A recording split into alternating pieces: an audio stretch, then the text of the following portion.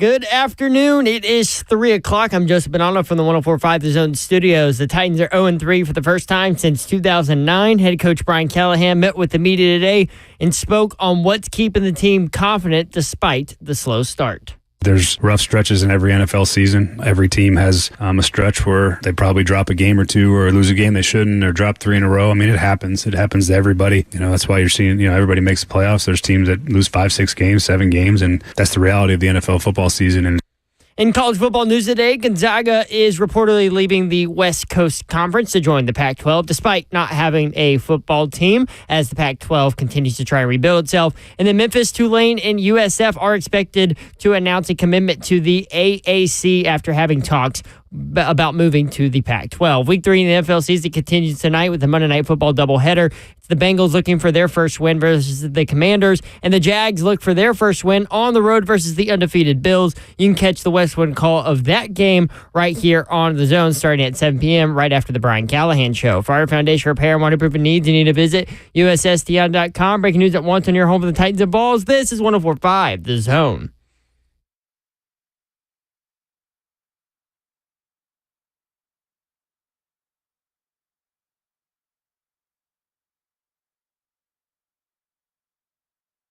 Yo, what up, Nashville? 3HL is on the air. Britt Doherty with you on a beautiful day in the Music City. Yeah. It's beautifully raining here and there. Just now, man. But just wait like 2 minutes, it'll stop. And then wait like 2 more minutes, and it'll start again. It's one of those days. Titans fall to 0-3, losing to Green Bay 30-16. We all know that at this point. Tennessee goes to Oklahoma and, controls it. That was a Python game. Hey. That's what Georgia does to people. Yes, it's like you experience the game and you're like, damn, they controlled this whole thing. You look up and it was like, well, we only lost by 10. You know what I mean? Right. Like Georgia does that to people all the time. Yep. And for Heupel to be able to go in-game and change his complete philosophy because he was worried about Nico getting hit with reserve linemen in the game. Yep. And for them to be able to still control it because he had such confidence in that defense, that was incredible. And you know what else he had confidence in, York? He had confidence in that defense and also being able to chop wood. Just continue to run, continue to move the chains. That's not conservative to me. You have a playmaker in Nico. The same thing you have in Arch. Well, people got to remember they are still freshmen. How about that laser? Oh, my gosh. But see, that's the thing. 66 That's the thing. So when you got playmakers like that and the opportunity presents itself, hit them. That's what we were missing. And he did.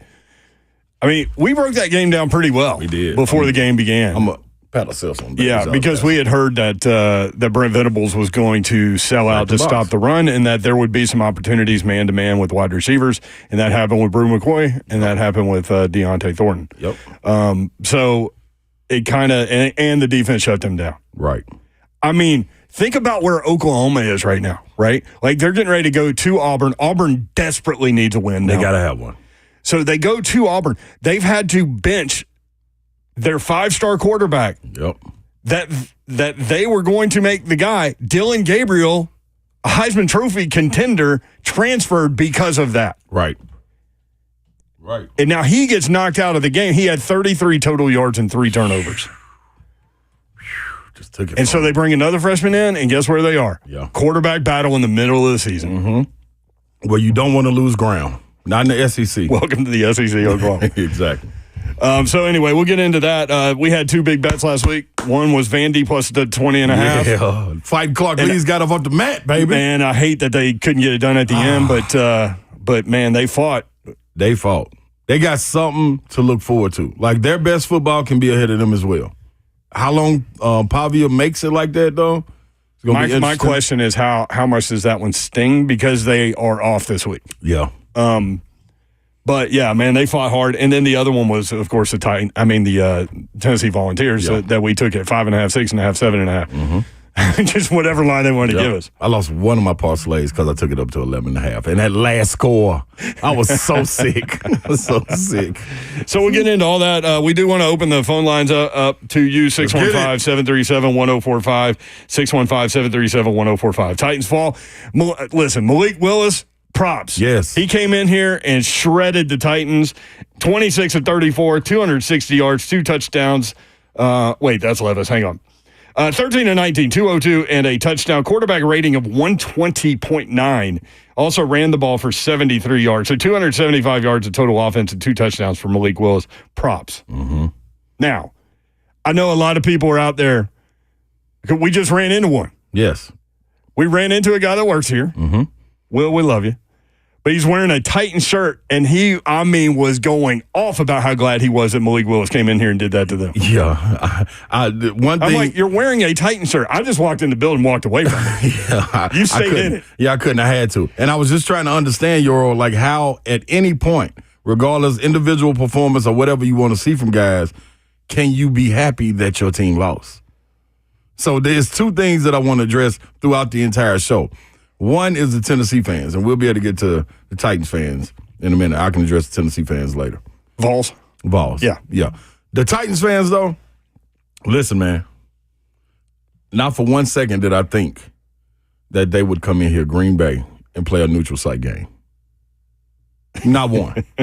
Not 1 minute. Was it neutral? What?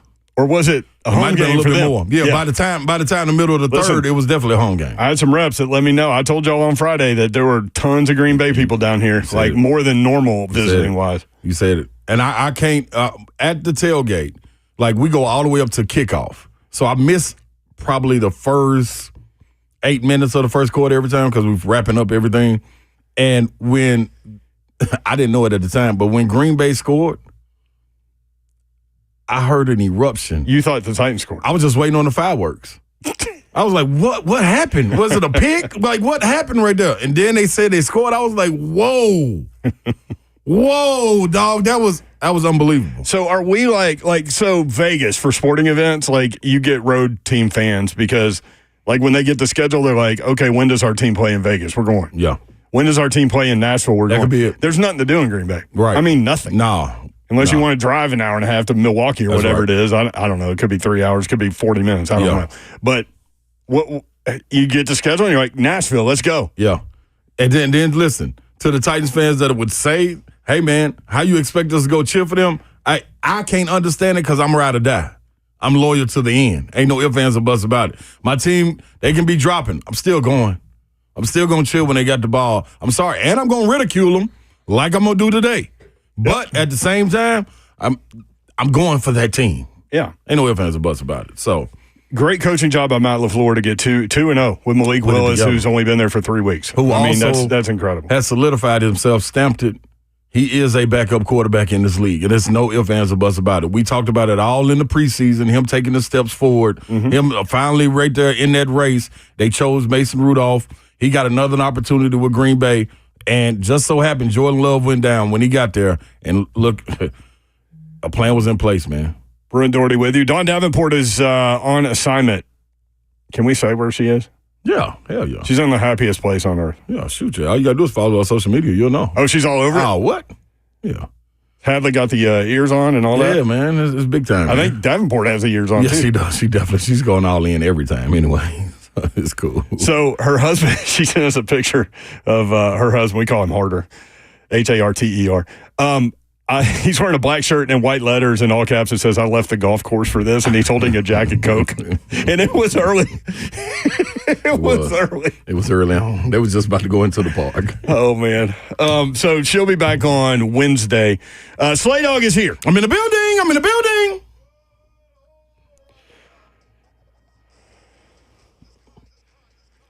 Ain't got no roof up there. I know Slay Dog are going to get into it in more detail later, but can I just please throw this defensive nugget at you and just let you go with this? Please do.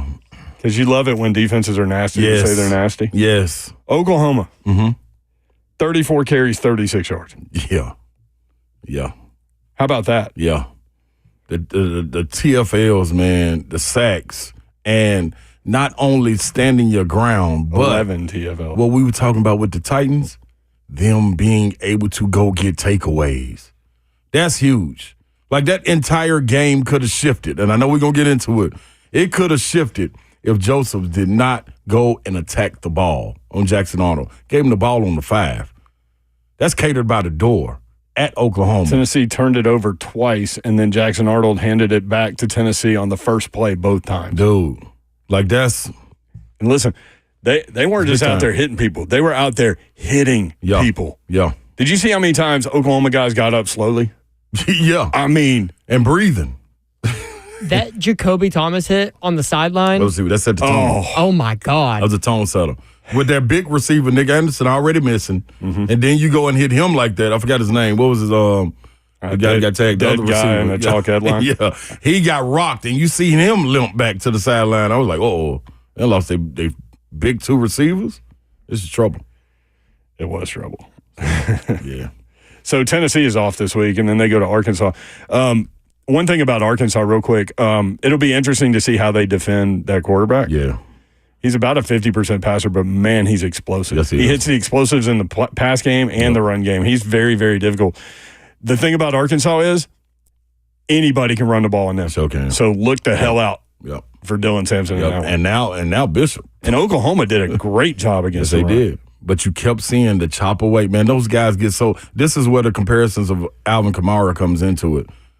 They're getting sideways and getting skinny through the gaps when you're running through the holes. Dylan Sampson and Bishop do a terrific job of that. And not trying to overexert themselves and get more than they need to. Get what you can. Get on down. Let's move the chains and keep the ball rolling. What is the biggest blame point for this loss? Offensive line, Will Levis, play calling.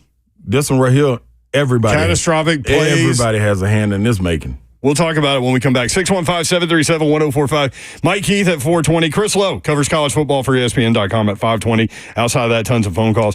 Boy, James Madison crushed UNC. You called that one. Yeah. Maybe not like that, but Yeah, but I didn't know it was going to be like that. I mean, 70? Yeah, I mean, 70? I took the 10.5, and I thought that was safe. The quarterback had 7 touchdowns. Yeah. You even stopped texting. Like, at one point, you were like, I just need JMU to keep going. Well, they did. They put the speed limit up. We'll be right back. 3HL 1045 The Zone.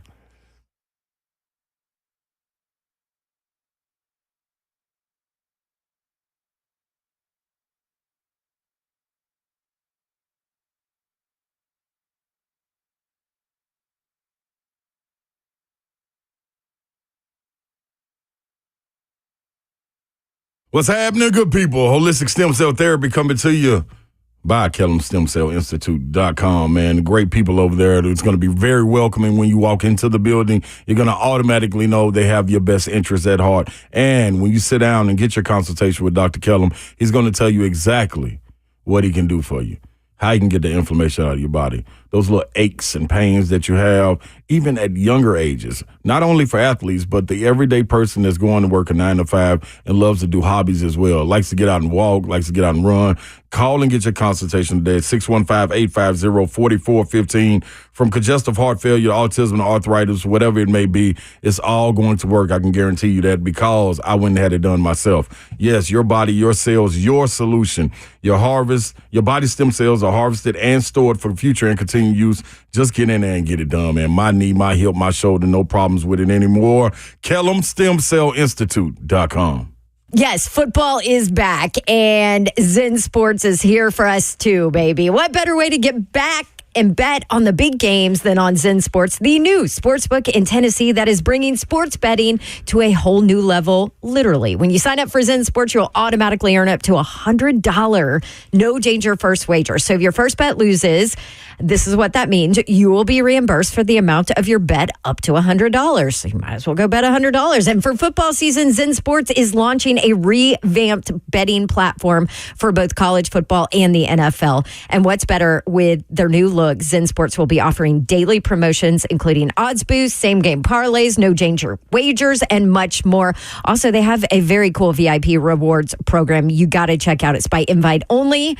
So if your play qualifies, check out the program details, and you can apply there at zensports.com/VIP. So what are you waiting for? Jump in. Zen Sports betting just got better. Gambling problem? Call 1-800-889-9789. Terms and conditions apply. No danger wager. Limited to plus 500 odds to qualify. Boosted odds are derived from equivalent parlay bets offered in Tennessee. Must be 21 and older and in Tennessee to bet.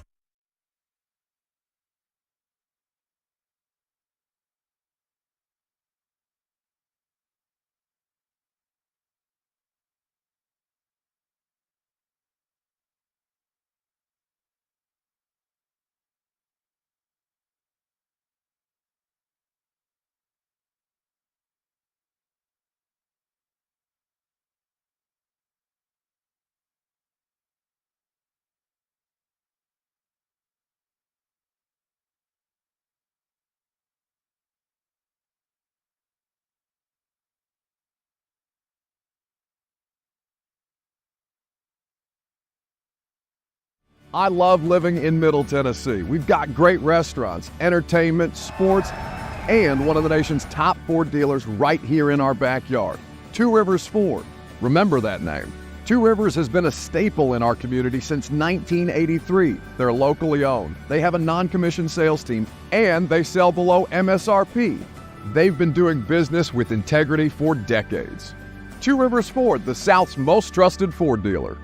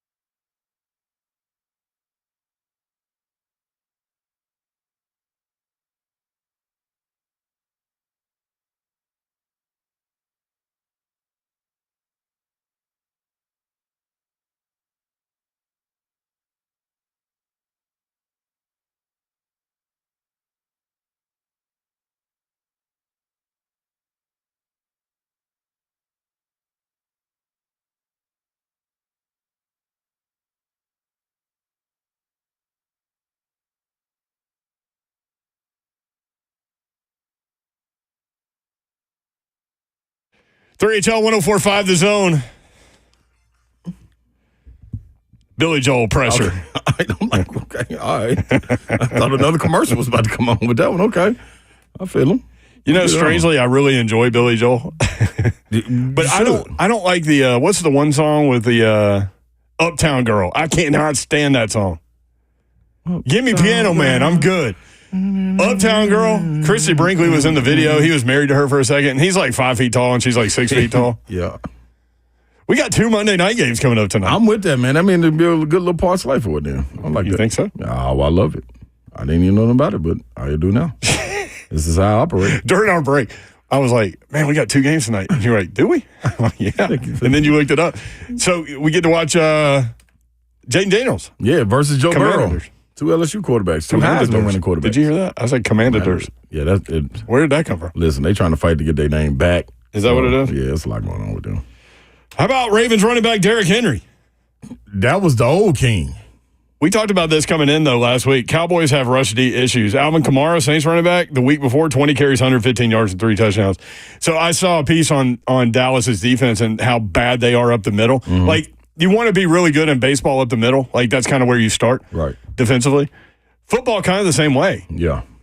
Now you need the edge rushers and all that stuff. But they're bad up the middle. So kind of figured Derrick would have a huge day, and he did. 25 carries, 151 yards, and 2 touchdowns. Man. I mean, King was the king. You get a little. It's a little different once you're playing with a lead. That's what they brought him there for. King and the duck. Finish it. You finish it. Take us home, man. Well, Lamar ain't got to do all this running and scrambling and keeping plays alive, especially when you breaking tackles. I mean, running through people. Man, stiff arm still works too, y'all. I saw that all over Twitter. A little backward stiff arm still works with the King. That was pretty dope to see, man. King and the duck. Hey, man. Who's the duck? Yeah, that's a good question. I don't know who the duck's going to be. Stole that from White Man Can't Jump, but then I didn't know who the duck was. What's up, Zeph? You look like you got something to say. I was worried that the Ravens were going to blow that game. Oh, they almost did, like the 49ers did. Yeah. 49ers had a huge lead. So did. Jawan Jennings, y'all. Tough. Dog, man. Dog. 11 receptions, 175 yards, and 3 touchdowns. Yeah. Some good games. Had a chance to be Super Bowl MVP. Yeah, so did. All they needed was the win. He needs to get out of there so he can go be like the number 1 receiver somewhere. Definitely, too. Definitely that. 615-737-1045. You want to go to the people? Reaction Monday? Got to go to the people. All right, let's go Jimmy and Franklin. First up on 3HL. Jimmy, what's up? Not much, guys. I know we got to talk Titans. I know it's Emotional Monday. I get it. But I was in Oklahoma this weekend. How was it? What did I tell you? You said I it. wasn't going to come home without the W. You said it. And guess what? You did one thing that you let me down on. What's that? You didn't bring the wagon wheel with you. Oh, how do you know? I like that. The wagon wheel right now. I like that, baby. Grease it up and oil it up. Get it shining for me, too. I'll bring it when you guys come to B-Dubs down in Cool Springs. I'll bring you that way. Sound good. All Sound good to me, baby. Thank you, brother. Appreciate it. Go Vols! Baby. Yeah, Reed Smith from here went. And he went Saturday morning, came back. Like, he was here in time to work the game Sunday. I was like, did you sleep much? He's like, no. He said his watch told him it was like 3 hours. He's like, I don't think it's true. Yeah, and ain't no need. He said it was a great environment. He said it was kind of a little stadium. I'm like, you're an SEC guy when you think like 70, 75,000 is little. Come on, man. But yeah, he said the toughest part though was that Oklahoma fans were so nice that like you couldn't get any trash talking going. Yeah, they all had to change soon. They're just not getting into the SEC. They only had to be mean for 2 games versus Texas and Oklahoma State. That's all going to change. You got to be mean all the time now. All the time. It doesn't matter. It could be Arkansas. It could be anybody. South Carolina. Choose your pick. So you're saying like the more they have trash talk thrown at them, the more they'll you ain't gonna continue to keep turning the cheek. Dive back in. Not when it's warranted and we want it. Like that's what it's about. It just means more. Give it more. With all that, baby. Let's get it on. Get it on. 615-737-1045. Let's go to Michael in Nashville. Michael, what's going on, man?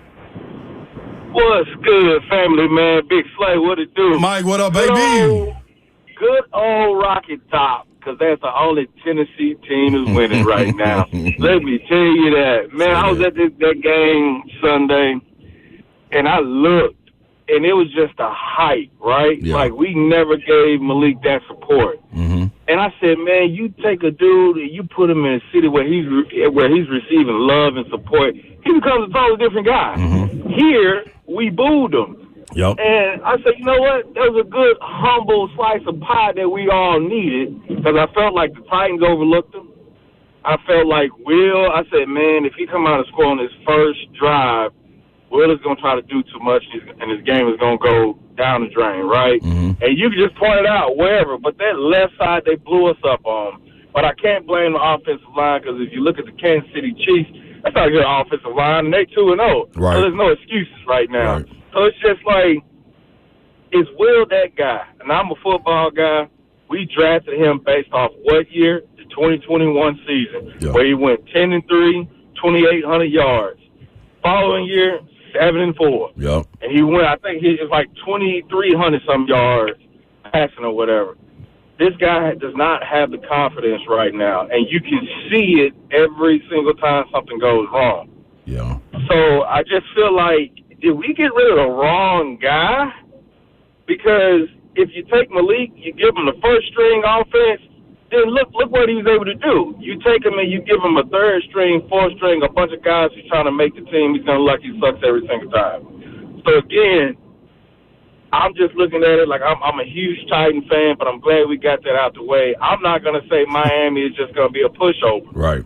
Because at the end of the day, we got a struggling guy. Right. And so it's like it should be a gimme game where he can go down there and outplay him. Well, But except for Miami's actually favored in that game by 2.5 points, even though they're down to their third quarterback. And that's bad. Yeah, and unless they go with Tyler Huntley. I mean, who the hell is Tim Boyle? Yeah. You know what I mean? No. But yeah, no, Miami's favored in that game. No, straight up to your point too, Thank man. you, Mike. Yeah, that was it was dope. And you gotta understand too, man, coming around it was a different team with him placed, like you just said. You give him some guys that are not all working on the same page and it's not coming to fruition. It's gonna be hard for anybody to get back in and struggle. But I think that's where you look at the Titans' first 2 games. And you say, see, that's why we can't give plays away. You know what I'm saying? You need those 2 wins. If you take those points off the board with special teams and Will Levis just Nathaniel the ball to somebody else, that is a problem. And you're able to get over that hump with the way your defense was playing. And you can have this outlier where the defense can't come up with stops, getting the ball ran all over them, not knowing their keys, so forth and so on. You can take this and you're looking at 2-1. It's totally different then. Nathaniel-ing. So you make it into a verb. So if you're using the verb in terms of what Will Levis did, does that put him on the watch list? No, he most definitely is. The characteristics of that, they're glaring. They are. The one thing, though, he got sacked 8 times. And he never tried to pitch it. No, that was he just ate it. He ate all 8 of them. You learned something. Great. Congratulations. That's one small step into the right direction. Can the Titans learn how to play a clean game? Because listen, this is a bad football team right now. I mean, look, if it's pouring outside and the streets are flooding, I can't tell you it's sunny in 72. I just can't. I mean, they're a bad football team. Can they get it together? Yeah, but they've got to start by playing clean football, dude. They cannot do it. Yep. For some reason. You're talking about a pick six and then that penalty on the field goal, which I still don't even know what that was. Wild. Because you see that every time somebody kicks. That was wild. But the reality of the situation is it gets called and it was a missed field goal and then here comes a touchdown. Yeah. That they would not have had that penalty not happened. So that's right. And good field position. Yep. So that's 14 points. Mm-hmm. Right there. It's hard to hold the fight out of when you're trying to get something to get going. I think you saw it in the opening drive with them, though. When they're on schedule, they can be fine. It's once you get behind those chains, man, it gets ugly. Ugly. You want another thing we called last week? He mentioned local teams, so that made me think of Memphis. And somebody from Memphis thanked us for including Memphis as a local team last week when we were kind of saying who the local teams were playing. But talked about Memphis coming off that win against Florida State and just having a hangover, number one, and then number two, playing Navy, which runs that triple option thing that you never see and you have to suddenly prepare for, and you can't go good on good in practice. Yeah, you said that. And they came out lollygagging, tried to fight back, but lost 56-44. So they'll get that'll be an outlier for sure. That game. We mentioned James Madison crushed UNC 70-55. You called it. Mm-hmm. JMU quarterback Alonzo Barnett III. Here are his numbers: 22 of 34. 388 yards and 5 touchdowns. Slay Dog, he also carried it 13 times for 99 yards and 2 touchdowns. So my man had 487 total yards and 7 total touchdowns. He was the AP Offensive Player of the Week. Then you start to look at it and you say, Jam, you got a real program up there. You look at it 2 years ago when it was up there knocking on the door saying, man, we need to be able to get in one of these bowl games. Now you see why. How about, what's his name? Mac Brown. How about Mac Brown after the game said, I can't do this anymore. I'm walking away. Yeah. And then like the next morning, they released a statement that said, no, coach was in an emotional place and, he's not going anywhere. He can't do the press He said, psych. Yeah. That's just, you got to be a veteran to be able to do Sunday that. morning statement, psych. Psych, yeah. He's just playing with y'all, man. 615-737-1045. Trey in Nashville. Trey, what's up? What's up, fellas? What's happening? Yo, Trey, what's up?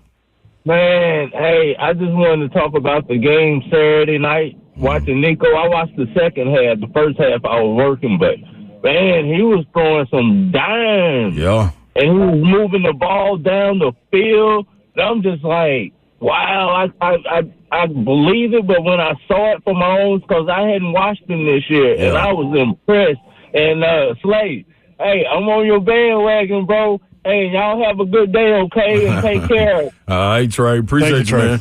Yeah, let's roll, man. That's what I'm saying, man. You got them playmakers out there, dog. When you got a playmaker like that, you got to protect him. You got to understand too, Nico, as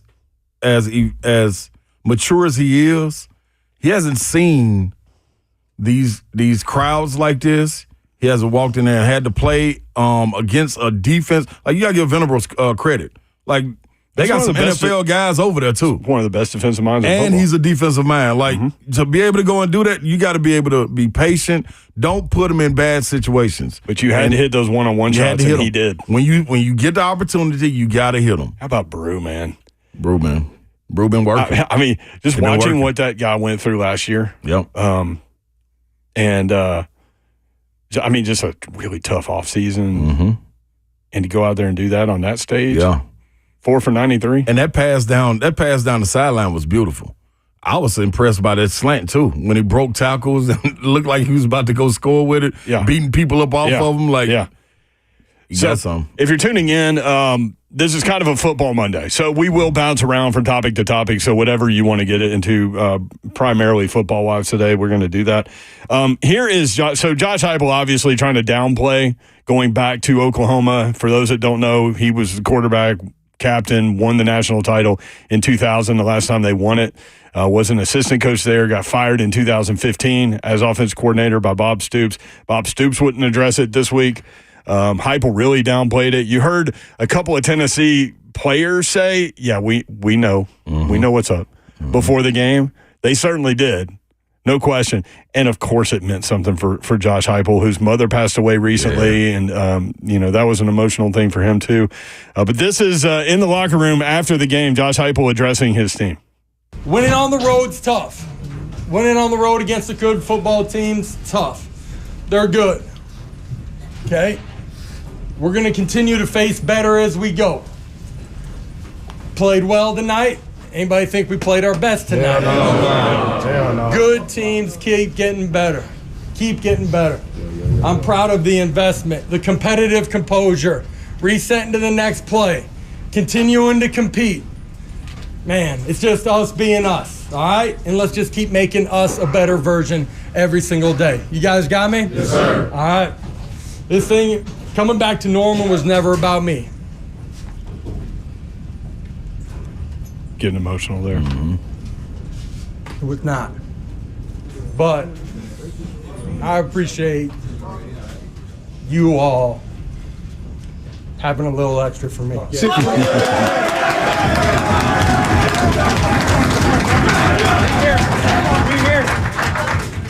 do. I love you guys, and I really mean that. We love you. Go. I know. I'm proud of you. I'm proud of how we've grown.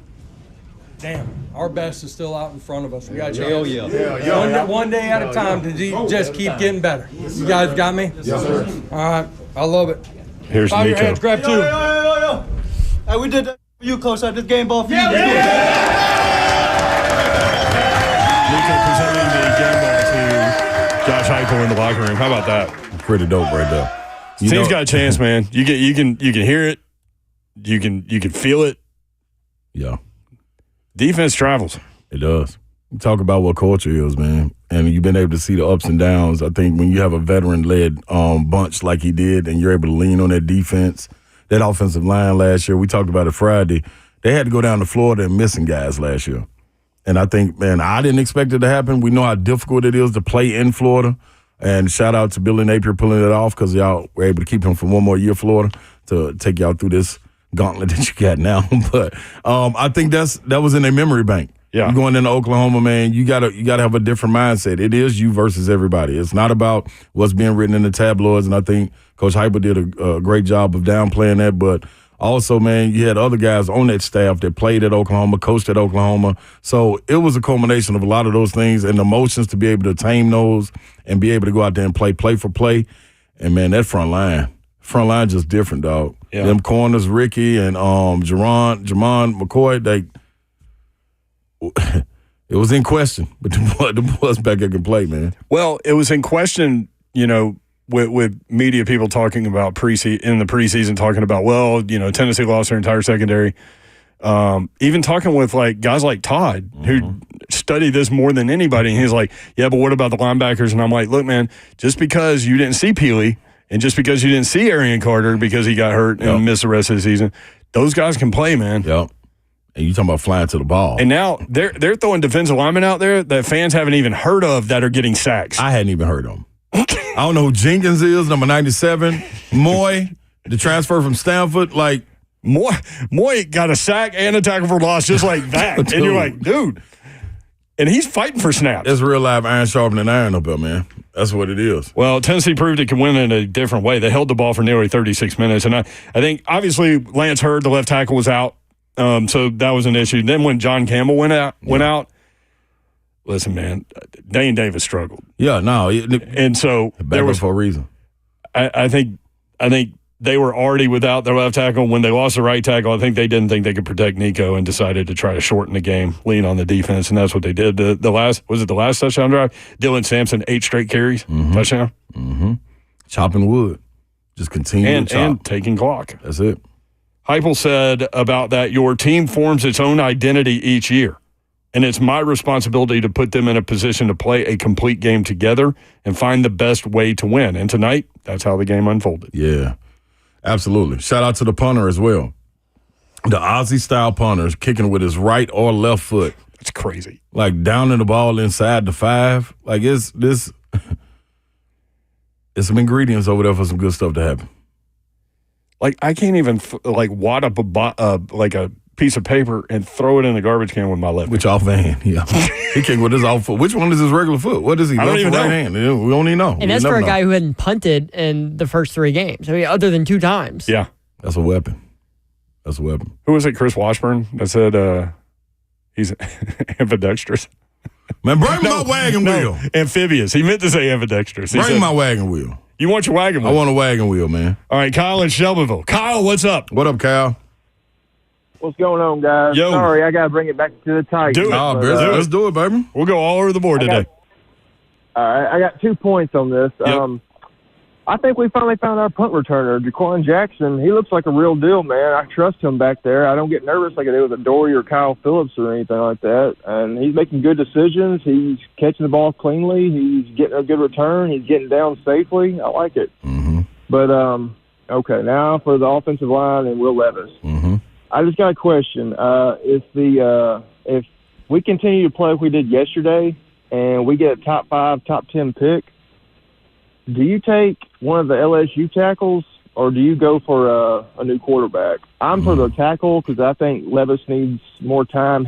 No quarterback could have won that game yesterday. Malik and Levis, if they have switched places, Green Bay, Levis would look good with Green Bay yesterday. So I'm just wondering what y'all would have done if it continues this way.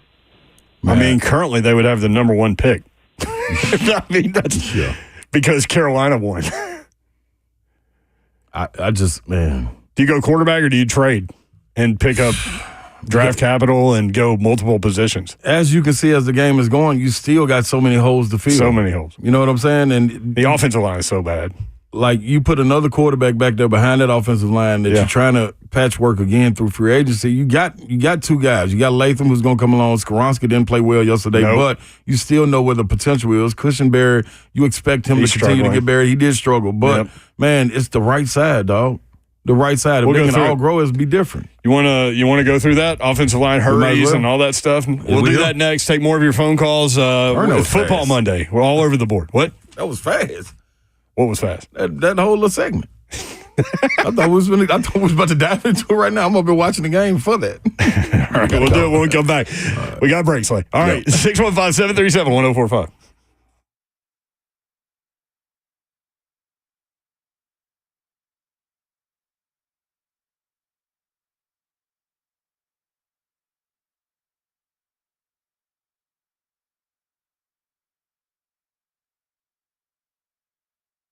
What's happening, people? Fellas, I'm talking to you out there, man. Most importantly, you feeling a little lack of motivation, you feeling tired, and a little bit of that drive is kind of leaving. Well, you can do something about it. You need to get over to Low T Center. Get your levels checked. That's right. You get your T levels checked. It's a simple blood test with their on-site lab. You'll get the results back in about 25 minutes. They can help even those out, man, where you get that energy back. Also, your BMI and health can be evaluated for treatment as well. Go to lowtcenter.com to book your appointment today. That's lowtcenter.com, reinventing men's healthcare.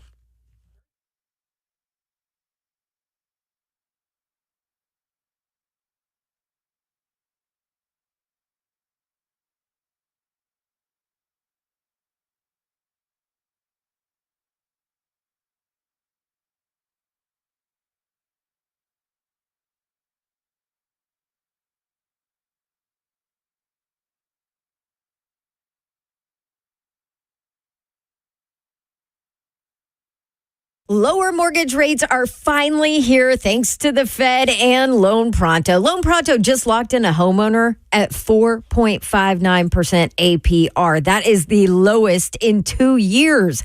Whether you got your loan last month or last year, you know it's time to call Loan Pronto and dump that high rate loan. You can lock in a lower rate fast with virtually no paperwork. Get started at loanpronto.com, and usually no appraisal on top of that. No limit on how many times you can refi, so go ahead and get started. Use this opportunity to get cash out, wipe out those credit card debt you have, do a cash out refi, get 50, 75, 100 grand or more out of your home, and use that to pay off all your high interest debt.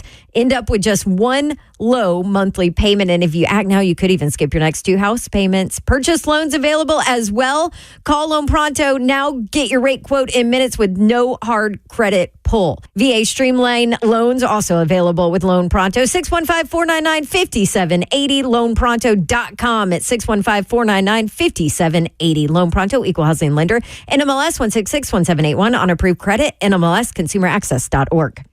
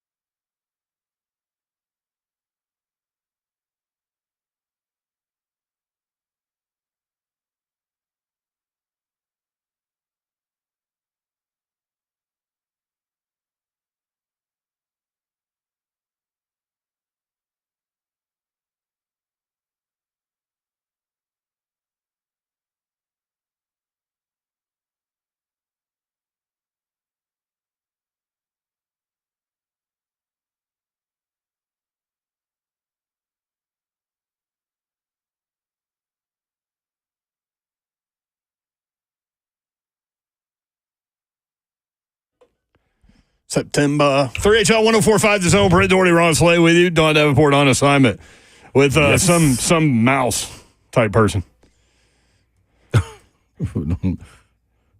Mouse. Are Mickey and Minnie married or are they brother and sister? Like, I don't even know the dichotomy. I think they're married. They're married? Yeah, I think so. Been married a long time. Yeah, holding it down. Is Walt Disney's brain in a freezer? Is that true also? Reportedly. Yeah. I wonder how true that is. They ever think he's coming back? They should put it in the theme park, make it an exhibit. You need Detective Dawn to go down there and look. How about Detective Dawn? I love it. You love Detective Dawn, I loved don't you? it. That was dope. What did she do on this one? She did Louisville, Georgia Tech. By the way, at Georgia Tech Talking plus about the 10.5, and it was going to happen, and then blocked field goal, return for a touchdown. Loser. It was about the Brahms. Oh, in high school? Yep. Did you get her with Renardo, your brother? No, man. He said he saw it, though. He said he saw it. He was like, it's just too hot to get out now. He's like, man, I had to sit still. Like, you don't want to move around? Yeah, no, it's too hot to be moving all around. I get it. I get that for sure. Is it still Papa John's Stadium? Or did Papa, get canceled? I think it might be some. Oh, that's a good question, yo. I've got all these random questions. That was a good one, right there. Let me see. Pixie Dust Mom says they're boyfriend and girlfriend, not married, LOL. Oh, okay. Is that true? You need to go to Brentwood Jewelry. They have rings for mice? Guaranteed. Brandon and them can do anything. Promise you. Ellen DeGeneres? Federal Credit Union Stadium now. Oh. That's the name of it now. Mm-hmm. Okay. But so this offensive line, Euro. Which one? Titans. You want the numbers? Yes. I would say that J.C. Latham. Progressing. That dude's going to be stud. Progressing. He is. And before you even dive into it, he's a rookie, everyone. So the same rookie hiccups that you were hearing out of him, you know who else had them this week? Joe Alt. T.J. Watt. Lord of mercy. Joe Alt had, because he had been playing well. He had a good start to the season. He had a day. T.J. Watt will do that to you. Oh, he had a day. That takes us back to everyone thinks left tackle is most important. Greg Cosell always reminds us, no, because there are so many talented left defensive rushers. T.J. Watt's one of them. Yeah, so he's coming after your right tackle. Rashawn Gary for Green Bay coming after your right tackle. Yeah. It's going to be plenty more of them. All right, PFF pass pro grades for the Titans. I'll start there.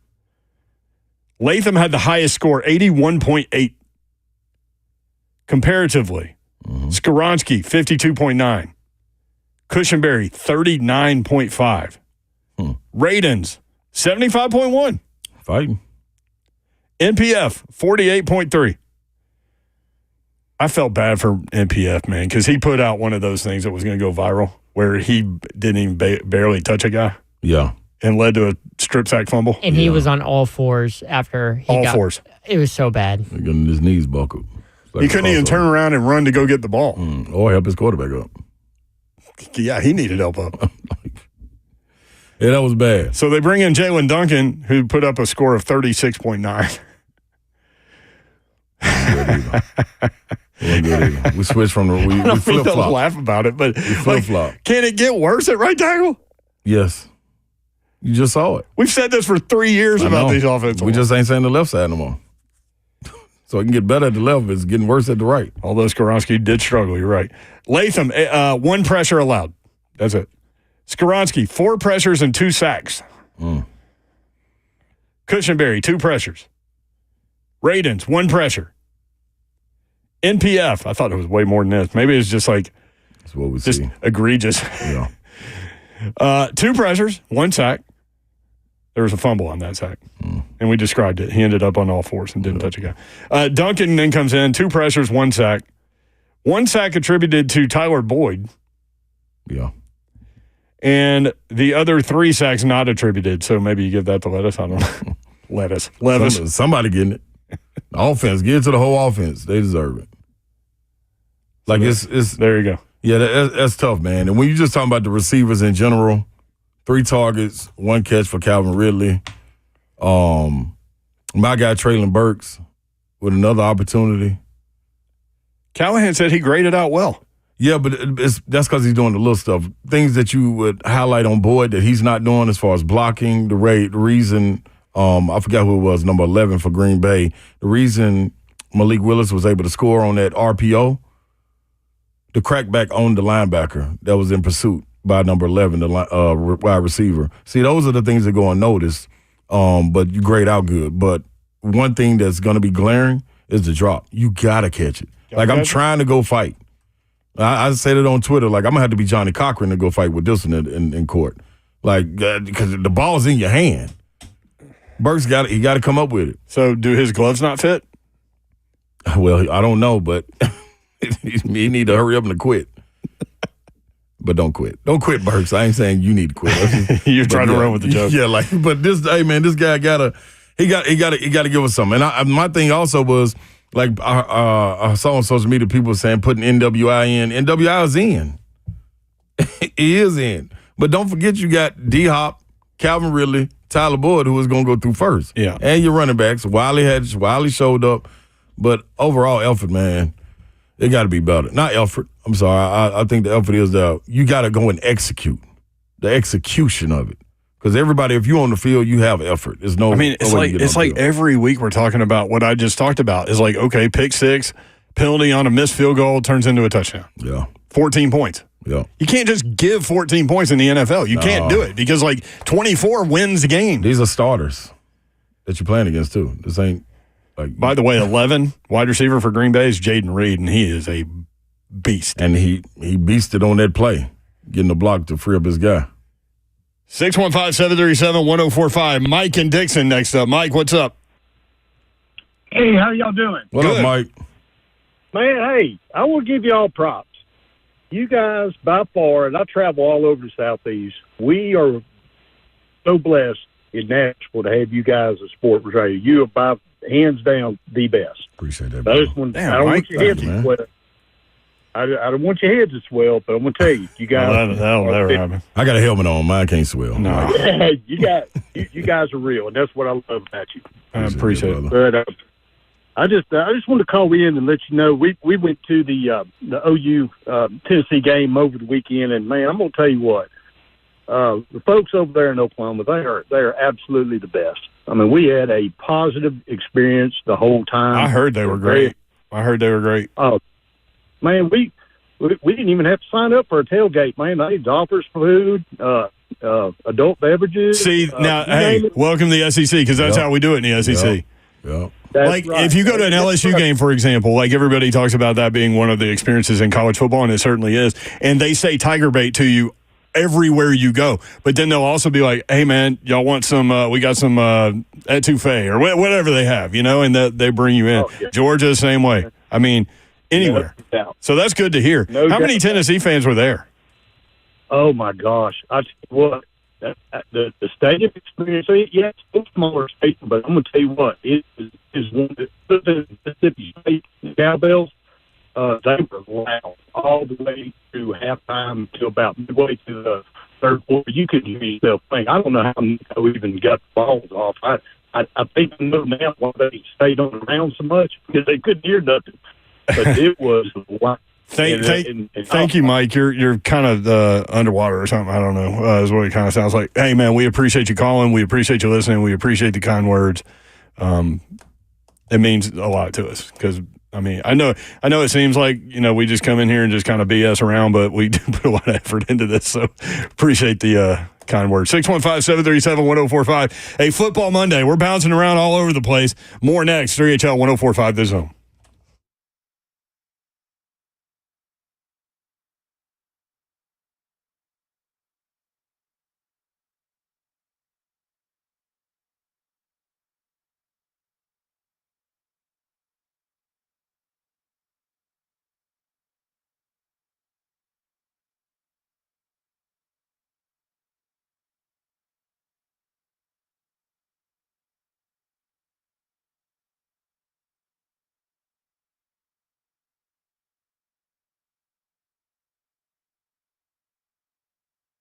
What is happening, good people? It's Big Slay coming to you, man, and it's time to eat. You might as well go get something fresh and delicious. That's Shoney's. Go and get some great Shoney's food. It's still like it was when you were younger and you were going there, just like I was, man. You can go to any location, Clarksville, Dixon, Lebanon, and on Donaldson Pike in Nashville. You can enjoy the delicious and endless variety of options that they have, which makes it a fantastic value all made from fresh, finest high quality ingredients. Get over to Shoney's and hit that all-you-can-eat fresh food bar. And I mean for anything, breakfast, lunch, or dinner. The breakfast bar is the best in town for quality and variety and value, and it's the perfect way to start your day. I love to start my day going and getting me a little Shoney's breakfast bar, man, and making it happen. They have the theme meals all through the week.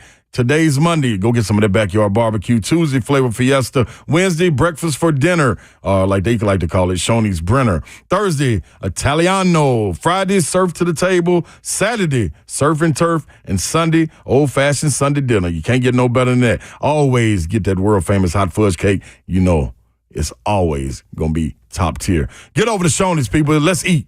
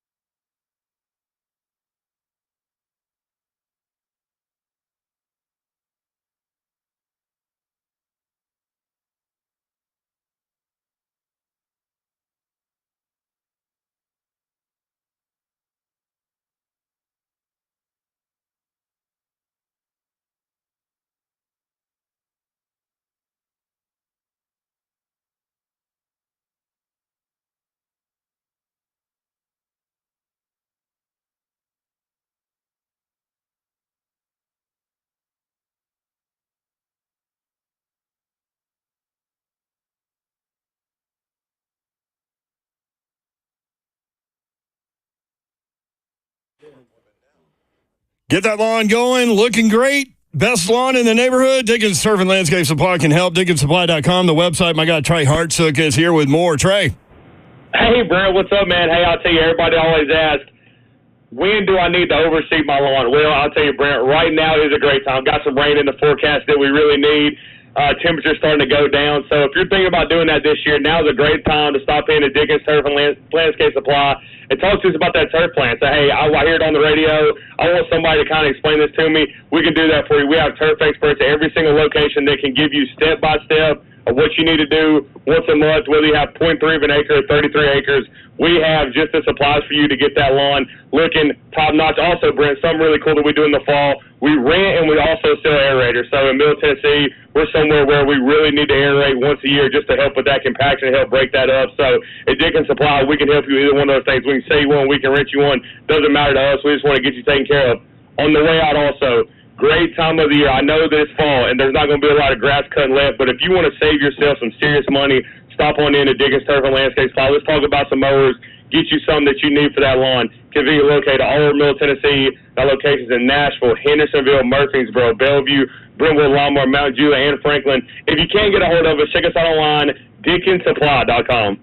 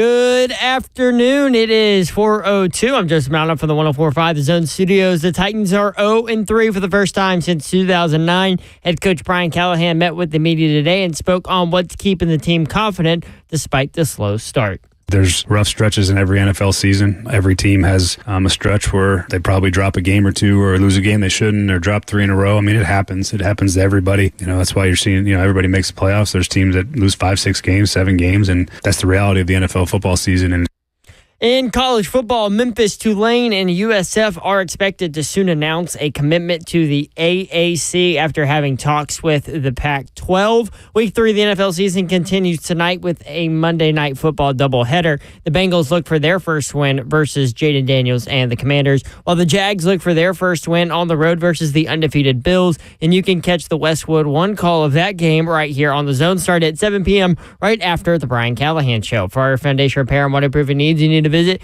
USSTN.com. Breaking news at once on your home for the Titans and Vols. This is 104.5 The Zone.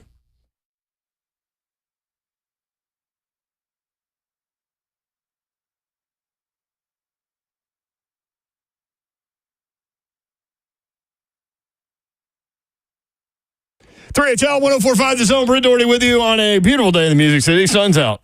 Guns out. No guns out. No guns out. Dawn Davenport, maybe. She's in Disney. Hanging out with the mouse. That's right. And all the people. That's a good place to be right now. Not too hot, probably. You don't think? I would hope not. If so, she needs to start looking into going to Disneyland.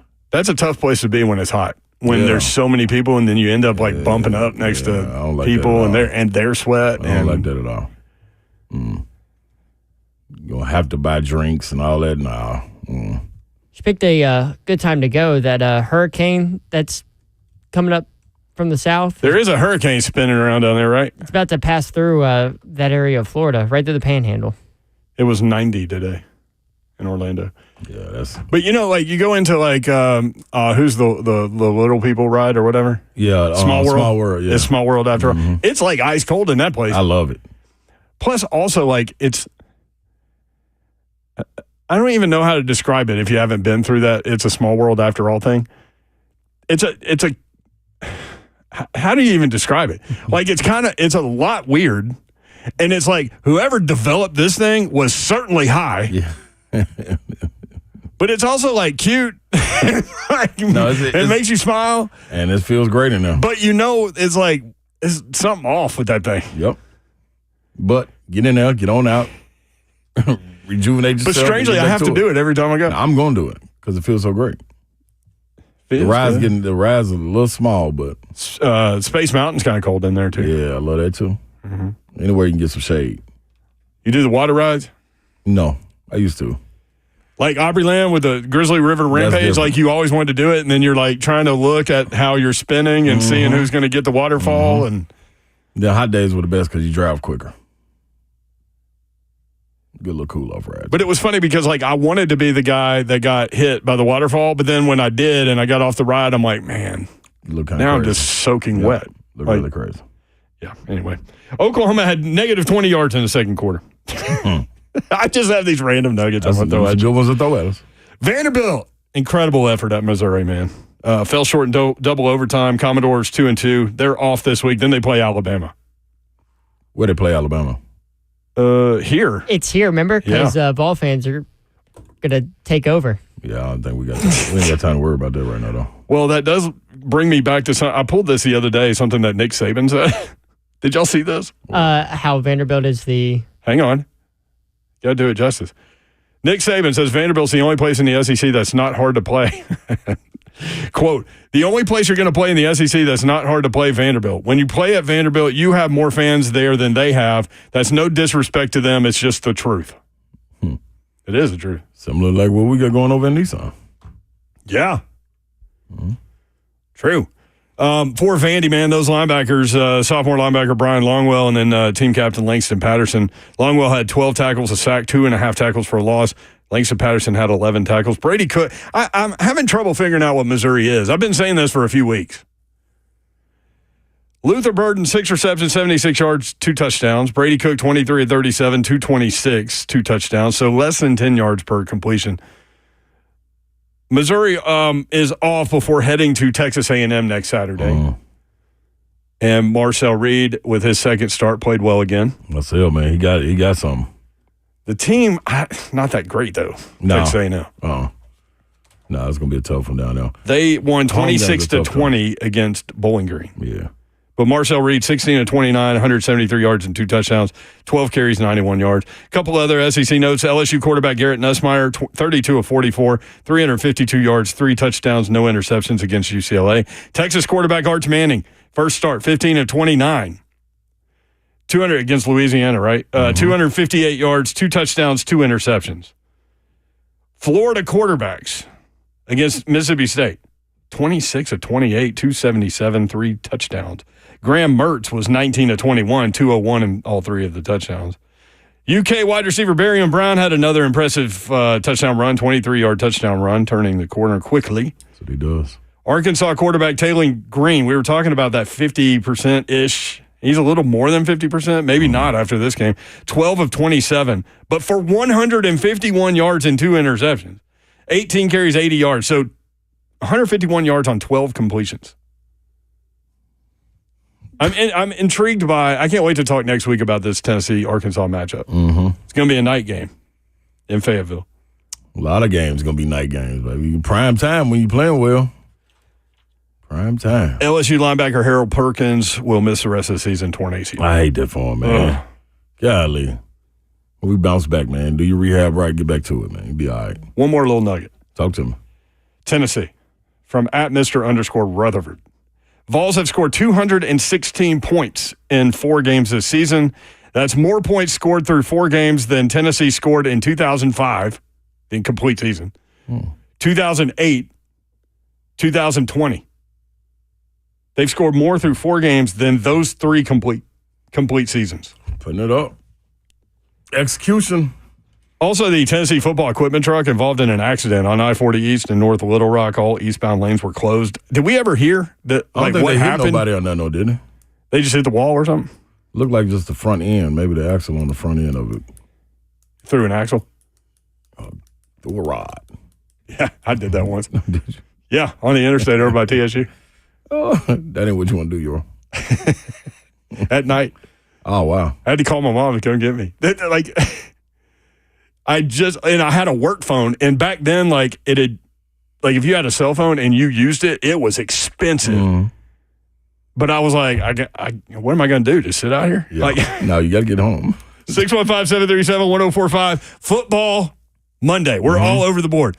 Again, props to Malik Willis for coming in here. I didn't think there was any way he was going to come in here and get a win. And, man, that guy played well. I didn't either. I didn't expect it, especially after hearing Big Jeff say, man, nobody's going to run on us. That mean they were going to put the ball in his hands in order to win, and he did it. I mean, he executed to a T. Had guys fighting with him, played right in his wheelhouse. Great performance. There's no ifs, ands, or buts about it. Great performance. Played with a chip on his shoulder. They had him sacked in the backfield 2 or 3 times. He wiggled out of it. You know what I mean? Got positive yards, didn't throw the ball away, so – man, the man looked good, man. 37 carries, 188 yards for the Packers. I did not think there was any way that was going to happen. Now, 75 of those 188 were the quarterback, right? Yeah. I think that was the number, right? 73 yards. Kind of bad timing with Jeffrey Simmons saying. That's what Slay said, yeah. Same thing for MPF. MPF he was like, man, I know I messed up. I'm getting back to it. I'm going to get back to the drawing board. I'm coming back out Sunday, and I'm going to play. And yeah. That was a tough still shot of him on all fours. With Levis just getting demolished and the football flying out. So for game 1, we have the Birds of Chicago. We have the Levis surrender Cobra. Game 2, we have the Levis diving with the ball being rolled. In game 3, we have NPF on all fours after getting just blown by. So you know what, man? What gets lost in that first drive? So I missed it live, but going back and watching it right now, Calvin Ridley was missed. Bad pass by Levis on the sideline. Tyler Boyd right there at the 5-yard line. Ball just went right. Beautiful pass, beautiful pocket. Tyler Boyd just dropped it. Could have been an interception. Glad they didn't get the interception because the Titans ended up scoring on that drive with Wiley in the end zone. But those are all the things. That's what I'm saying. Like, when it's not one person. Like, it's a lot of people. Everybody had their hand in the pot on this. Everybody. So, I mean, like... So when I ask the question, where does the blame lie, you can't just say offensive line, even though to me that's the primary thing. Yeah. You can't just say Will Levis. No. He threw for 260. Threw 76% completion percentage. Yeah. But he had the pick six. Yeah. And he had the fumble. And he had the drops. Like, you got to put on the receivers, too. Receivers, too. So, I mean... catastrophic plays, bad penalties, bad times. Everybody had a hand in it. Put the coaches in it as well. What was the Big Jeff penalty? I've never seen that. That didn't look any different than any field goal or extra point attempt I've ever seen. I don't... They're saying he, pulled to allow the runner to go through, which the runner didn't go through that hole. Yeah, that's a different one. I don't know about that one. That led to 7 points. Yeah, Titans were going to have great field position. They get the ball back and then score. And that's back-to-back weeks on Big Jeff. Continuing to keep drives alive. So the defense thinks they got off the field, surrendered a long field goal attempt, and then they have to come right back on the field. Mm-hmm. All right, Mike Keefe, voice of the Titans. When we come back, we will take more phone calls at 4:45. Titans lose to Green Bay 30-14. Tennessee beats Oklahoma 25-15. Covering everything. 615-737-1045 at 3HL1045 on X.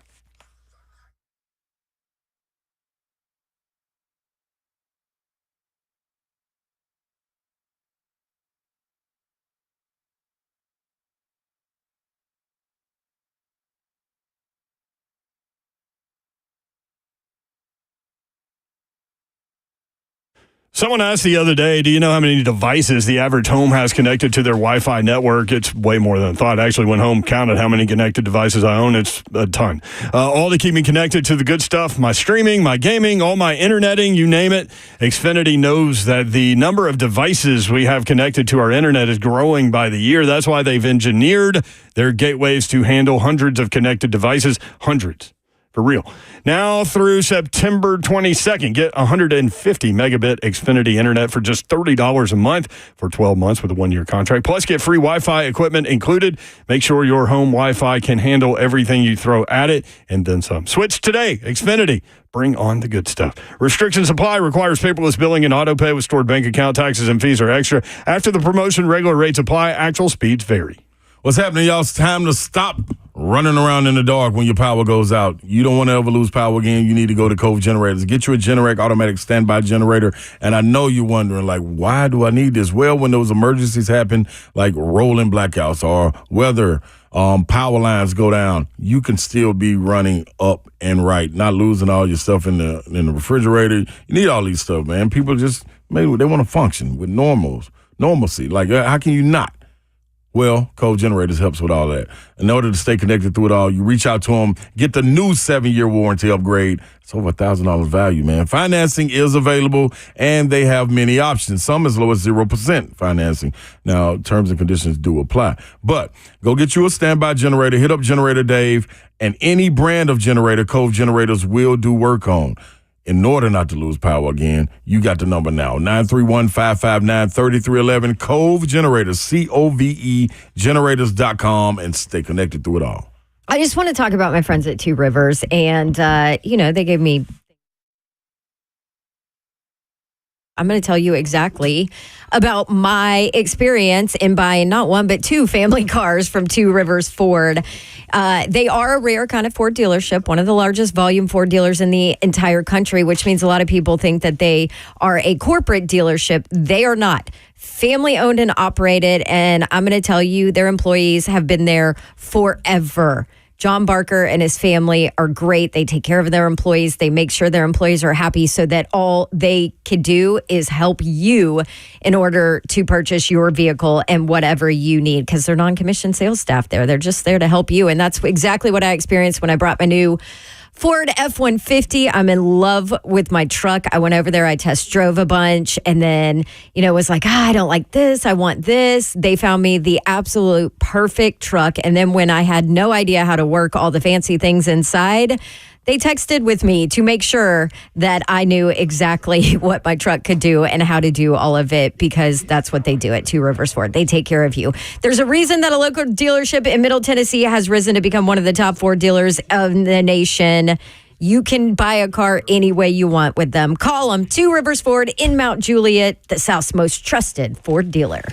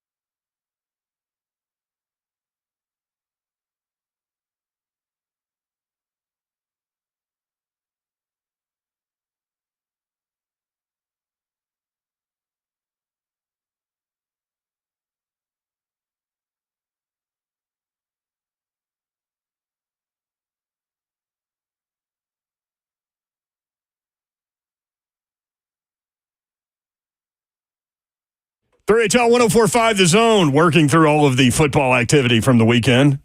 Dive back into the Titans. Of course, falling to Green Bay 30-16. They're 0-3. Head to Miami next week for Monday Night Football. Another opportunity. And Miami dealing with some things. Skylar Thompson left the game yesterday in Seattle with a painful rib injury, he called it. He was down for a minute, too. Then third-string quarterback Tim Boyle finished the game. 6'4", 233, 6th year out of Eastern Kentucky. Right.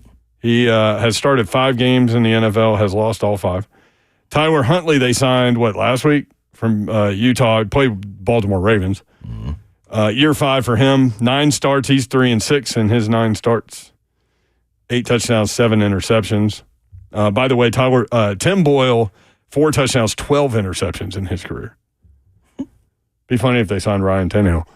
Mike Keith, the voice of the Titans, joins us as he does every Monday. Mike, what's up? How are you? How are you? We are good. Where do we start here? Offensive line, catastrophic plays not being made, Levis. It's your show. I mean, for me, I continue to go down the offensive line path, and the right side and right tackle specifically. Like we had a call yesterday on Titans Talkback that they should cut both right tackles that played yesterday, and I'm like, well, then what? What are you going to do? So, can they get better with the best offensive line coach in football? Yes, and I think they will. I think that's coming. I think several things factor into it. I think a lot of it has to do with the fact of how new everything is, and that they've been in tough situations. 7 of the sacks came in the second half when it was obvious that they couldn't run the ball anymore because they got down 27-7, and that changes the dynamic. Yeah. The other part of it, too, is they've played 3 very good fronts to begin. Very good. And that was not a good draw from that standpoint. And, I don't know that they have figured everything out about who's who and, what are the best pieces and all of those sorts of things. You can think you figure that out in training camp, and you can have an idea, but what fits together? It doesn't always work the way you think. And again, we feared it might take a while, and I think those fears have come true. Yeah, I mean, I think it's going to get there. I think they'll figure out who can play. There may be opportunities bringing in somebody from another team. The waiver claim situation, the Titans are going to be at the top of that list after tonight, or right at the top of that list. Who knows if there might be somebody out there? I mean, you just don't know. Or does something click in for somebody else? For Duncan, it's a little tough to go in that game yesterday cold because he hasn't really game planned the same way Petit Frere has. And, that's a different beast. So we'll see, but it's not good enough right now, that's for sure. It's not winning football right now, 15 sacks. That's not winning football. But I have confidence in Bill Callahan. I mean, I don't think he forgot how to do this in the last 6 months. Yeah, Pollard and Spears, 8 carries, 21 yards. And to your point, I mean, they end up in 2nd and long, 3rd and long. They end up down 27-7, as you said. You go away from it. I mean, the statistic outside of the 8 sacks and the 3 turnovers, that's the number one that jumps out to me, is they only have 11 rushes. Yeah. And if you had given me one stat that I could see that would tell me how the game went, it's that the Packers rushed it 37 times and the Titans rushed it 11 times. And I would tell you that the Packers won the game by 2 touchdowns, just based on that stat alone. I mean, 11 is a bad number. And that was the game dictated it. And it certainly made it tough on the quarterback because he's dropping back to throw against a very good defensive line. And I think the other part that Brian Callahan talked about today, which was really important to note that I hadn't thought of, is he could have taken a bunch of checkdowns.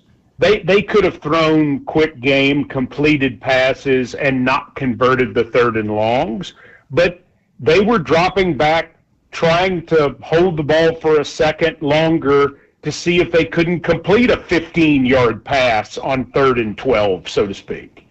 And when you do that, you put yourself in a tough position. Now, when you whiff on Kingsley Inigbare that way, it doesn't matter how, what you're trying to do. And it also makes it hard on Will Levis to maintain control of the football when he's hit by a guy running full speed. But in other situations, having to hold it a count longer, waiting for somebody to come open, that makes it tough against a good defensive line.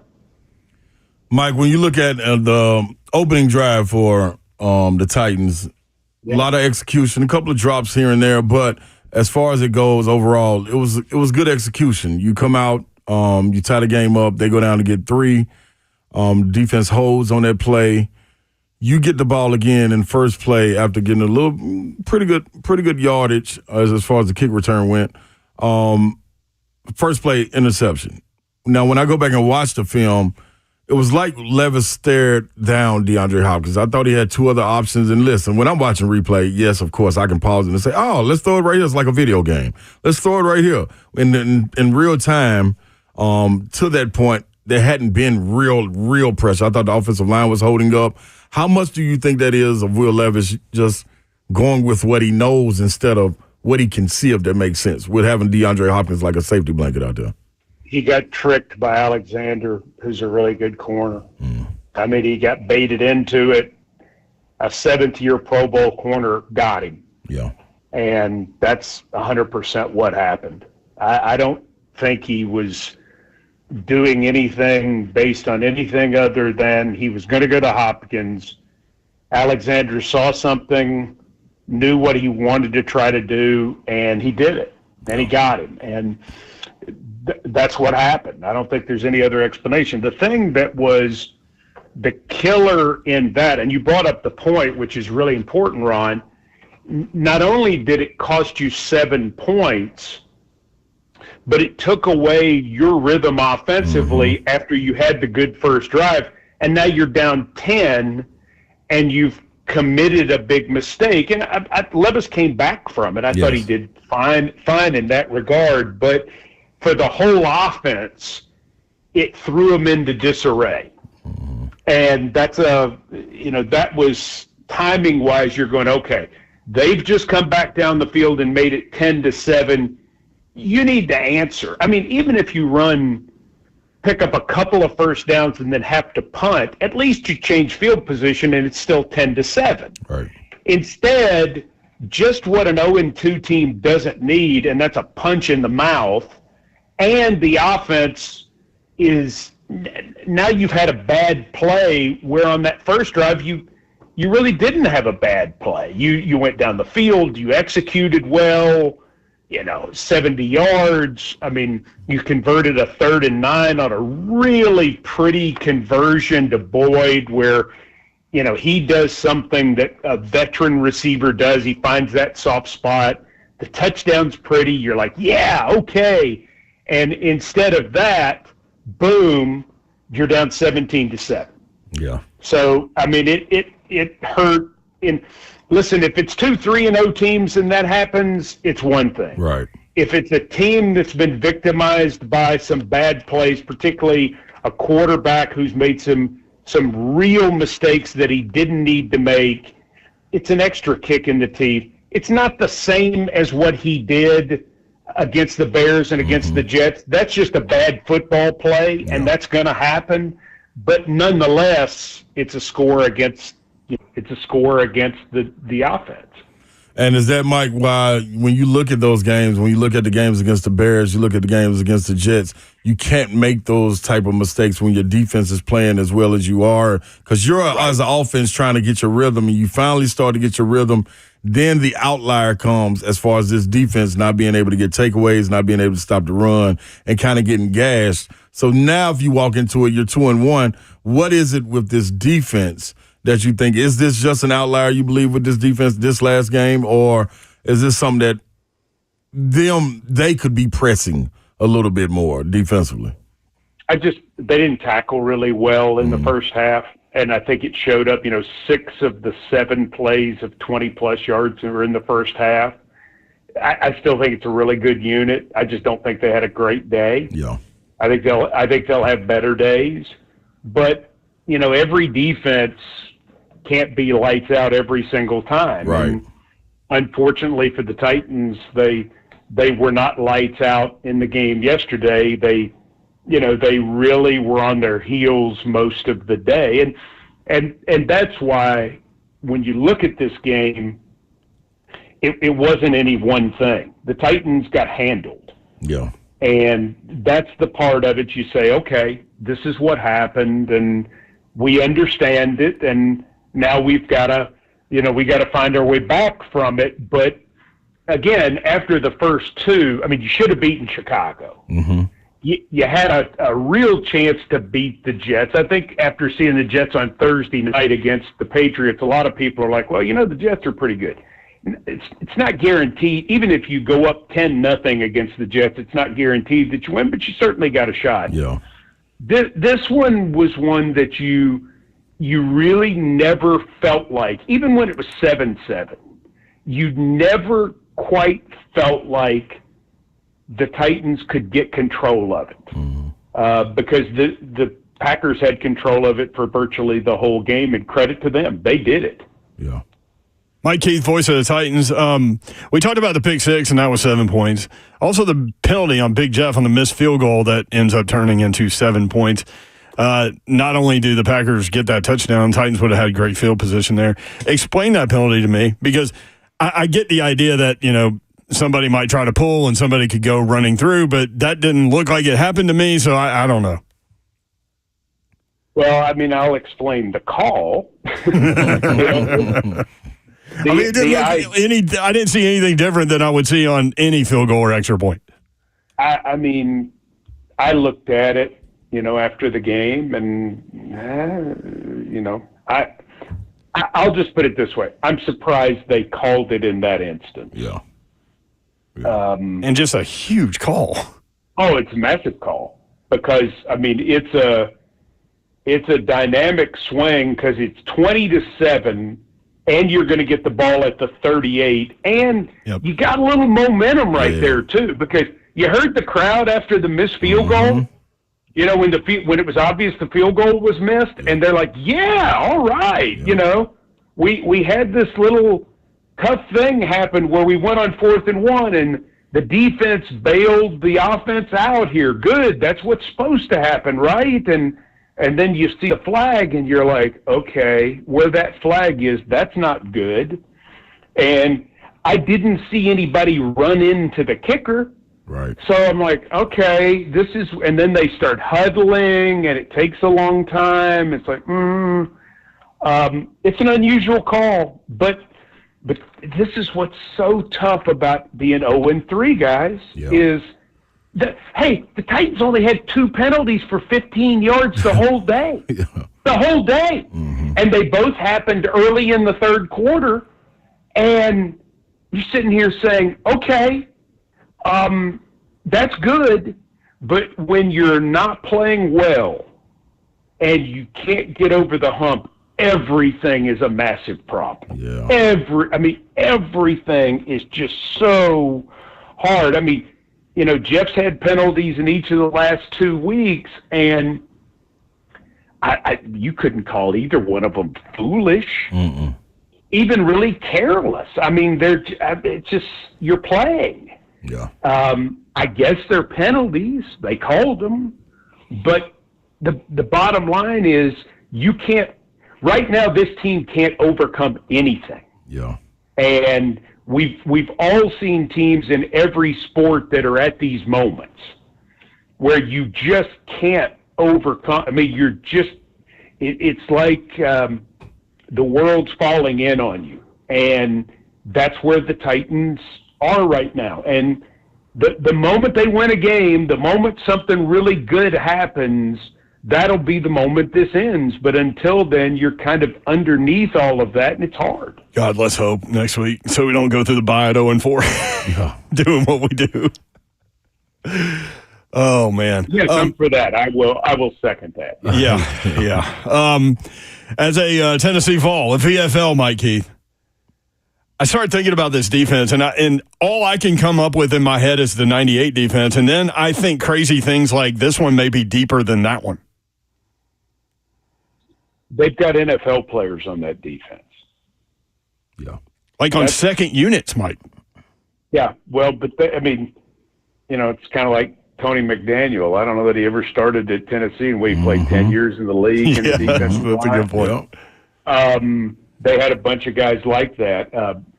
This is where a lot of their strategy in recruiting has paid off, is they have chosen to take every guy who wants to transfer in with any eligibility in the defensive line. If they got 3/4 of a game left of eligibility, it seems like they're willing to take them. And then that guy who most people have never heard of will have a sack in the TFL in like a span of 3 plays, and you're like, holy cow, who's that guy? And they're recruiting these sorts of guys. I think one of the most important things that they've got going is they have an established weight program now.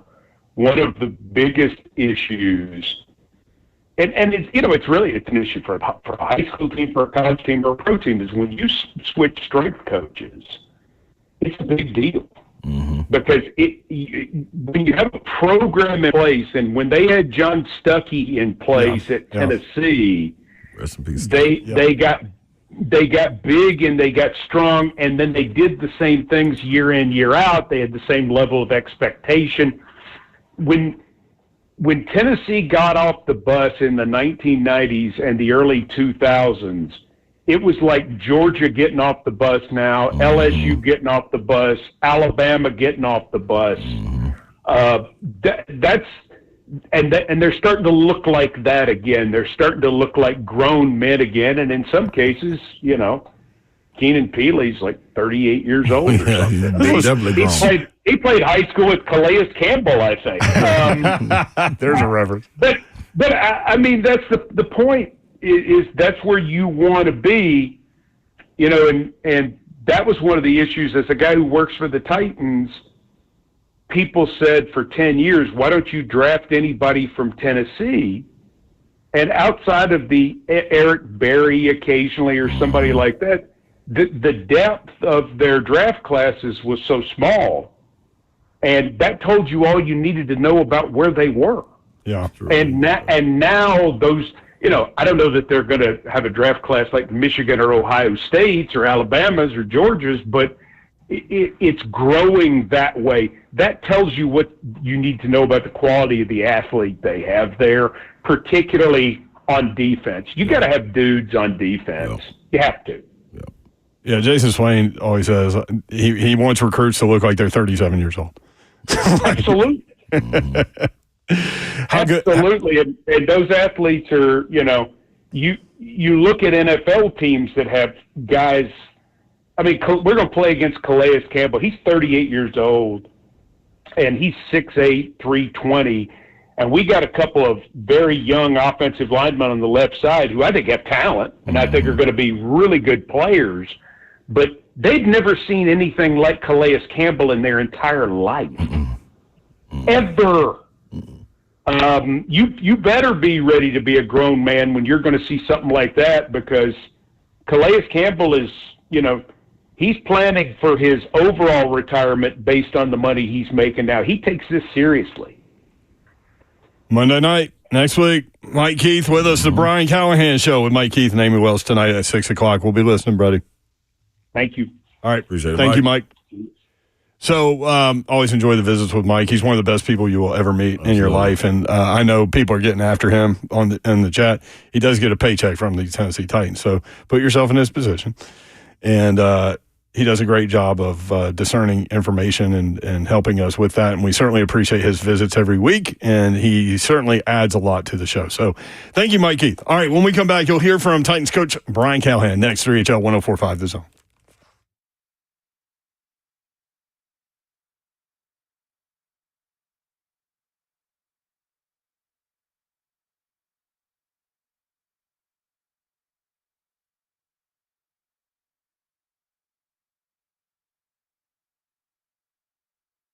What's happening, people? Fellas, I'm talking to you out there, man. Most importantly, you feeling a little lack of motivation, you feeling tired, and a little bit of that drive is kind of leaving. Well, you can do something about it. You need to get over to Low T Center. Get your levels checked. That's right. You get your T levels checked. It's a simple blood test with their on-site lab. You'll get the results back in about 25 minutes. They can help even those out, man, where you get that energy back. Also, your BMI and health can be evaluated for treatment as well. Go to lowtcenter.com to book your appointment today. That's lowtcenter.com. Reinventing men's healthcare. All right, it's time to upgrade things in your home sometimes, unsexy things like not a new bathroom or a new kitchen, but maybe new windows and doors.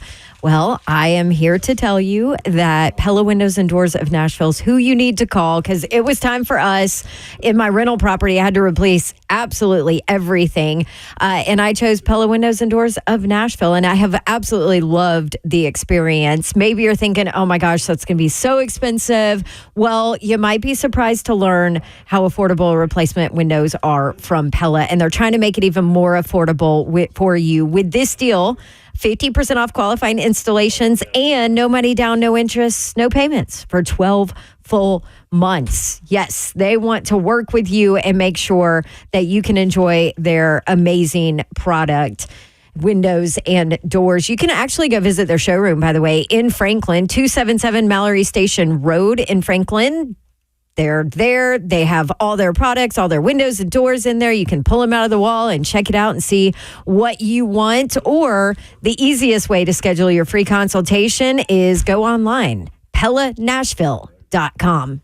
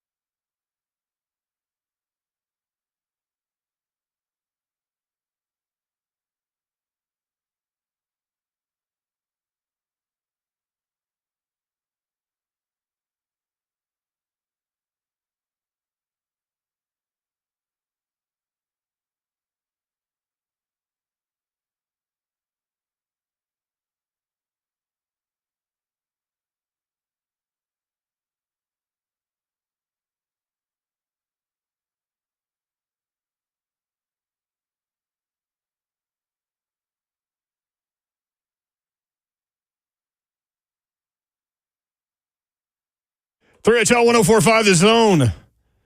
Brent Doherty, Ron Slay with you.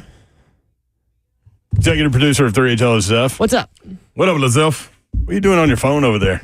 Man, I'm getting me a nice little tweet together for our guy RC, Ryan Clark, man. Why? Because he's listen, when it's good and everybody knows it's good, he's an unbiased guy.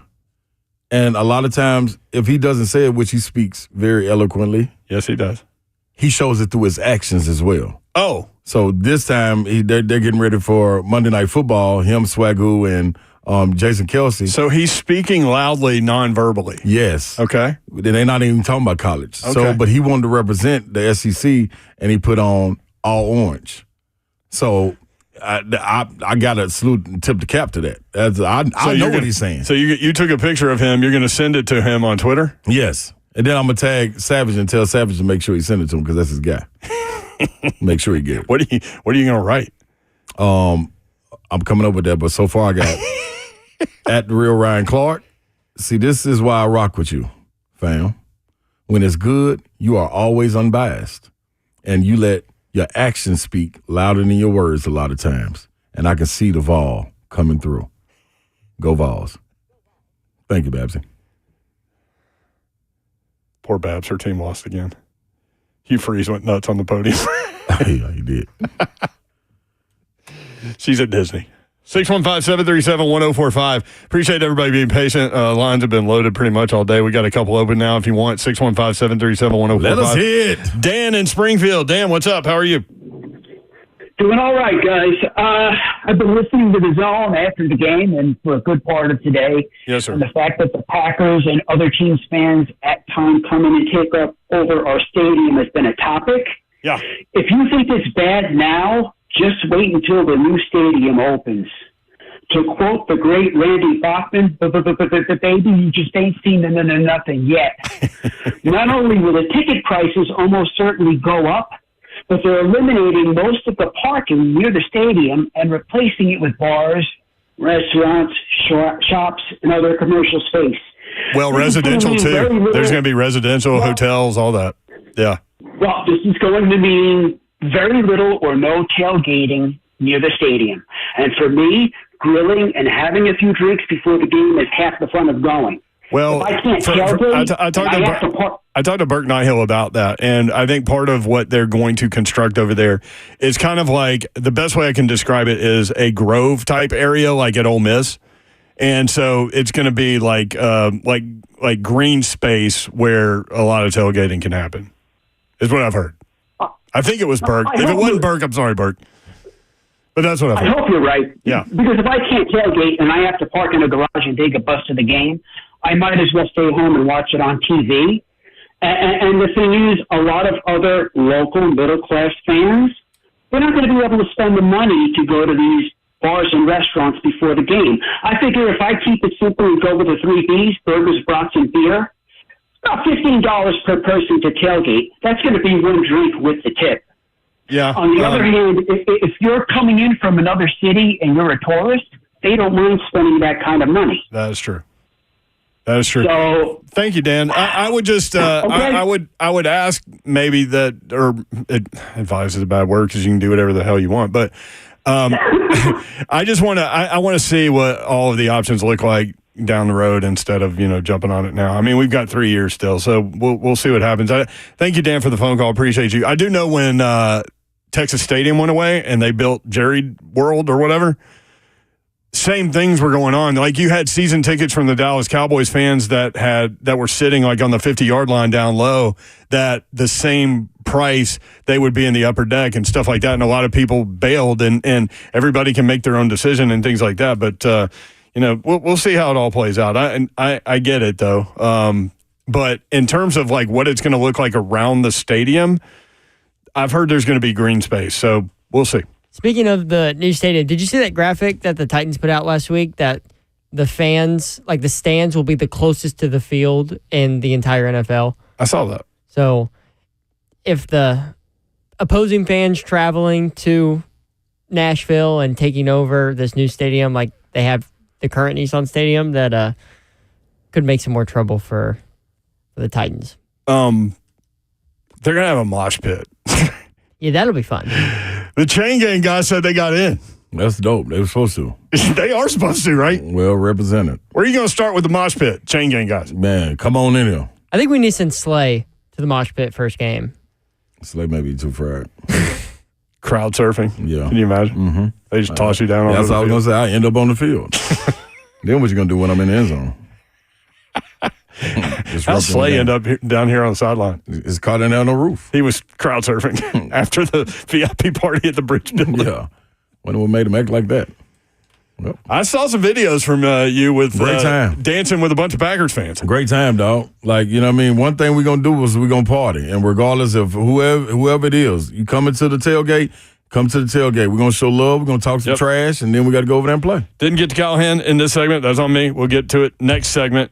Brian Callahan, some comments after the game next. 3HL 1045 The Zone.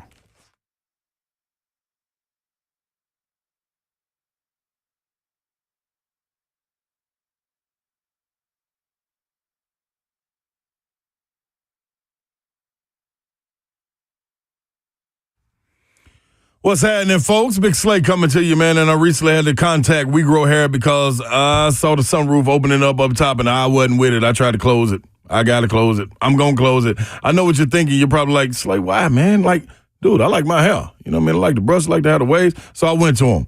And I ain't going to stand by and just watch it just evaporate. Nah, I ain't doing that. I got the PAI Medical We Grow Hair. Now, you can lose up to 50% of your hair before you even notice it. Do what I did. Call right now for your free evaluation, 615-376-6010. Now, understand, for almost 30 years, We Grow Hair has been Nashville's premier hair restoration medical clinic.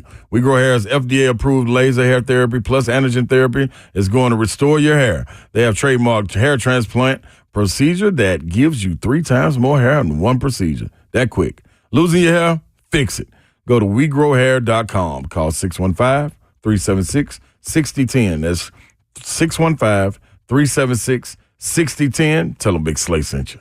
You guys see all those, pictures and videos of backyards that look amazing, that have the pool decks, that have turf kind of in the middle, and it just looks so fancy and so nice. Guess what? You can have that.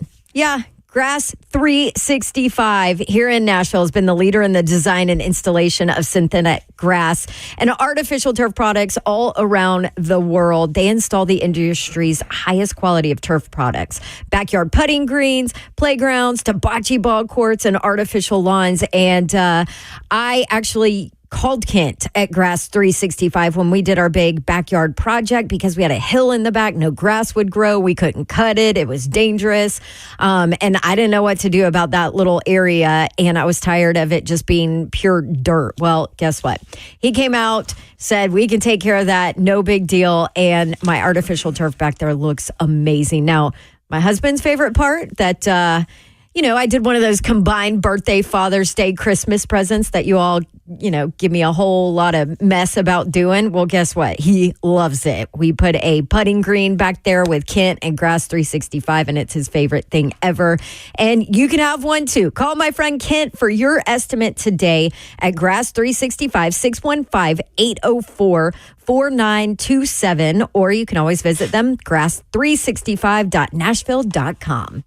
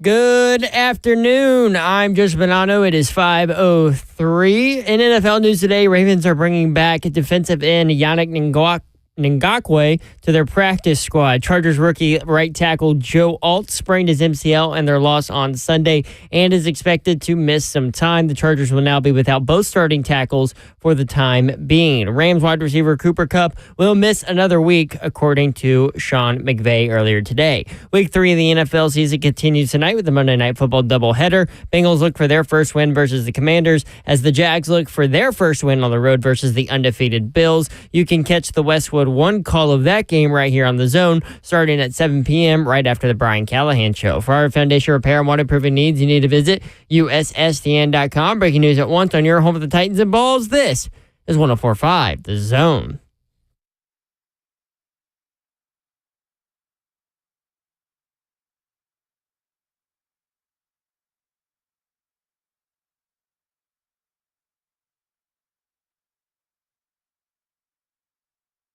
Three Tell 104.5 The Zone. Beautiful day in the Music City. What up, minivan? Minivan. Lazy Monday, minivan says. What sucks is like he'll empty our garbage and then I'll immediately throw like 3 more things away. Like, Yeah. I usually go outside after he emptied. I'm such a butt. Don Davenport is in the happiest place on earth. Yep. Disney World. What up, Babson?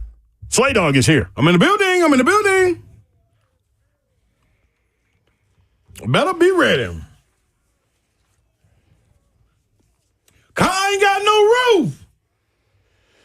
Been talking about a lot of football. Football Monday here. Titans, Vols, everything. Trying to hit it all. Oklahoma coach Brent Venables after the game, I'm disappointed in our team tonight. It's not one of those moments where you're happy for him, talking about Heupel, because you're not. Mm-hmm. But that just comes with the territory. Oklahoma has a quarterback battle all of a sudden. Hey, dude. Jackson Arnold, could his eyes have not looked bigger? No, and that was cool. I liked it. He did not know where the pressure was coming from. You know why? Because the initial, straight off, Big Elijah Simmons, who I told y'all was a Cane Corso, was back there in the backfield waiting on him to give it to the running back or him keep it. He would have tackled both of them. How about Elijah waiting his turn, too? Dude. Now starting games. You look at all the guys, man. Where'd he go to high school? Pearl Cone Firebirds. Shout out to him. Putting it down, Big Elijah, man. That's good for him. He made a lot of plays early, man. And that's what I was saying on Friday, dog. This defense, like, people were like, okay, well, they keep this defense on the field, and if this offense goes 3 and out, which, okay, that's a problem in the past for sure because you didn't know what the secondary was, but you got so many rotating. Just tell me, regardless of the score, let me know when that defenses look tired this year. No, they're rotating.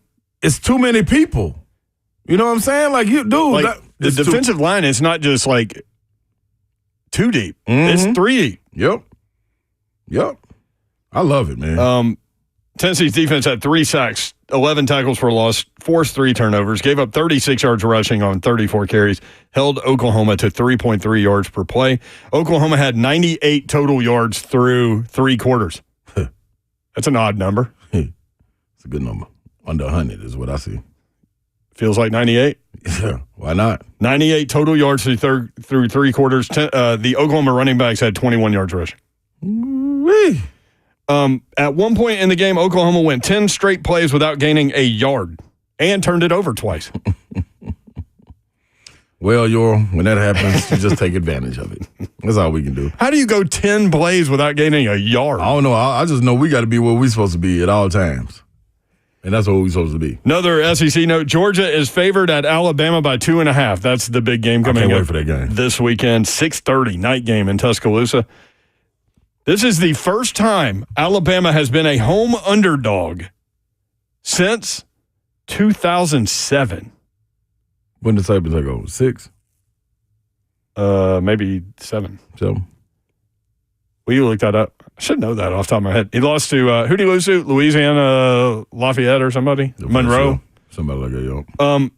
They were a 6.5-point dog to LSU that day. They lost by 7, so they did not cover. But it's been since 2007. So that's the big game coming up this weekend. Titans fall, obviously, to 0-3, losing to Green Bay 30-16. 07, yeah, there you go. Former Titan quarterback Malik Willis comes to Nissan Stadium and shreds his old team. 13-19, 202 yards, 1 touchdown, quarterback rating of 120.9, 6 carries, 73 yards, and a touchdown. I didn't think there was any way that was going to happen. Wrong. Wrong on my part. I think a lot of people are yours. But we all right. You live to fight another day. You live to fight another day, bro. R.I.P. Pops. John Witherspoon, for y'all was wondering. Yeah, said Friday. John Witherspoon. Brian Callahan, Zeph Dog. He's the cut master. Brian Callahan talking about Will Levis. He was sacked 8 times. Tons of pressure. I actually thought he had some clean pockets where he actually delivered the ball pretty well. But still. Especially early on. A lot of problems with the offensive line. Here's what Brian Callahan said about Will Levis facing pressure. There's a couple, we got off schedule. I mean, some of those 3rd and longs. Look, could I save him a sack and throw a quick game and be short of the sticks and punt it? Yeah, I can do that. I could definitely do that. But I just felt like I was trying to push the ball and see if we could make something happen. The game wasn't over in my mind, and whether that's the right or the wrong thing to do, we'll figure that out. But those ones at the end of the game were tough. There wasn't a whole lot he could do with those, and those aren't on him. There's probably 1 or 2 in the game that we could have done a better job all around, and it's not all on Will either. But yeah, there's just, at the end of the day, it's just too many. I mean, we can't take that many sacks, and I got to do a better job of putting us in a better position to not take those sacks. But when you get up against that front has kept a lot of teams in 3rd and 7+ over the course of this season, and they're good. And we didn't answer the bell very well, and the being down 2 scores doesn't help either when they know you got to throw it. And you like to play the lead against a team like that, and we did not get that accomplished. Are you right? I mean, not much more to add to that. That's what I'm saying. And this entire loss, like, it was, you looking at it like everybody looks bad. Everybody looks bad. Like, I don't take a dart and throw it. You're gonna hit something that was bad about this game. Oh, I thought you meant put a team picture on the wall and throw a dart. Nah, they're my guys. I'm rooting for them. Well, I'm rooting for them too, but I ain't gonna throw no dart at them. Them people that you want to fight against are bad spirits. There's some good spirits, man. They just got to get it right. Can we put Tim Boyle up there? Well, he's coming up next, so yeah. I think what's the name gonna do is gonna get that spot though. It's gotta be Tyler Huntley, right? Yeah, because Tim Boyle got in yesterday and he was 1 for 7, 13 yards. Yeah, they ain't gonna. His career numbers: 4 touchdowns, 12 interceptions. Yeah, put him out there. Matter of fact, put Boyle out there. We need him out there. Matter of fact, let's give him 14 interceptions. Brian Callahan, offensive line not playing up to the standard. What are they going to do to help that? Yeah, I mean, we're not playing up to what I think our standard is and what we're capable of doing. It's not a situation I haven't seen before. I've been a part of it. But, we did all the things, we kept people in protection. We had 7 and 8 in protection. We help on the edges. We threw quick game, all the things that you do. And then where the trouble arose was in a 3rd and longer situation. We were trying to push the ball down the field, and that ended up not good for us. But yeah, I mean, we throw screens, we do all the things that we try to do to help the offensive line and keep the front at bay and a little bit off balance. And sometimes the games work that way, and sometimes they don't. But as far as trying to make sure we're putting guys in the right positions, that's our job, and we got to do a better job of it. From A to Z Sports, Brian Callahan, quote, I still felt like we did a lot of good things. We had 7 explosive plays yesterday. Most places I've been, if you rack 7 explosive plays, you probably win. But when you throw a pick 6 and then have a penalty on a missed field goal that turns into a touchdown, that's 14 points. That absolutely is.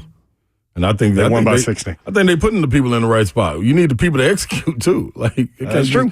You're not a chess piece, like somebody can pick you up and move. You got to do what you're supposed to do. California Rob next up on 3HL. Rob, what's up, man?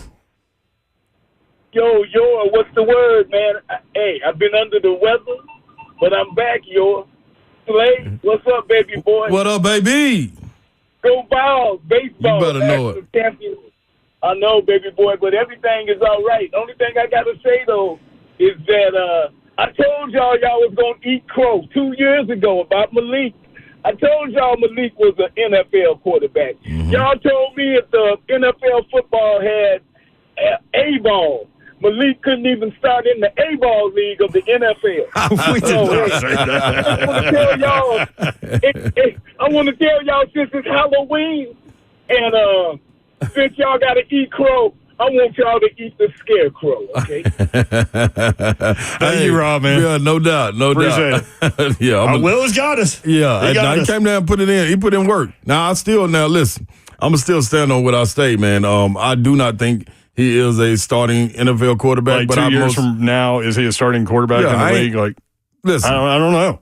I don't even need to dress up for me. I'm telling you what I know. He did prove something, though. He's most definitely a backup and can go on a 4-game streak and keep your team afloat without question. The same way I think about Josh Dobbs, that's the same way I kind of see Malik Willis. That'll keep you employed for a long time. It ain't nothing wrong with that. It's important. You're talking to a dude that made a living as a 6-man. Like, it is okay. You know what I mean? But look at what Miami's having to deal with Skylar Thompson and Tim Boyle. Dog, you think Green Bay ain't loving this? That's what it's about, man. And when you give me your opportunity, make the most of it. He did that and came back, played with a chip on his shoulder, and made everybody in there suffer. So shout out to Malik Willis for getting it done, man. That's what you're supposed to do. Titans, get it together. When we come back, they're a bad football team right now. No ifs, ands, or buts about that. Mm-hmm. Chris Lowe covers college football for ESPN.com. We'll walk through the college football weekend with Chris next. 3HL 104.5 The Zone.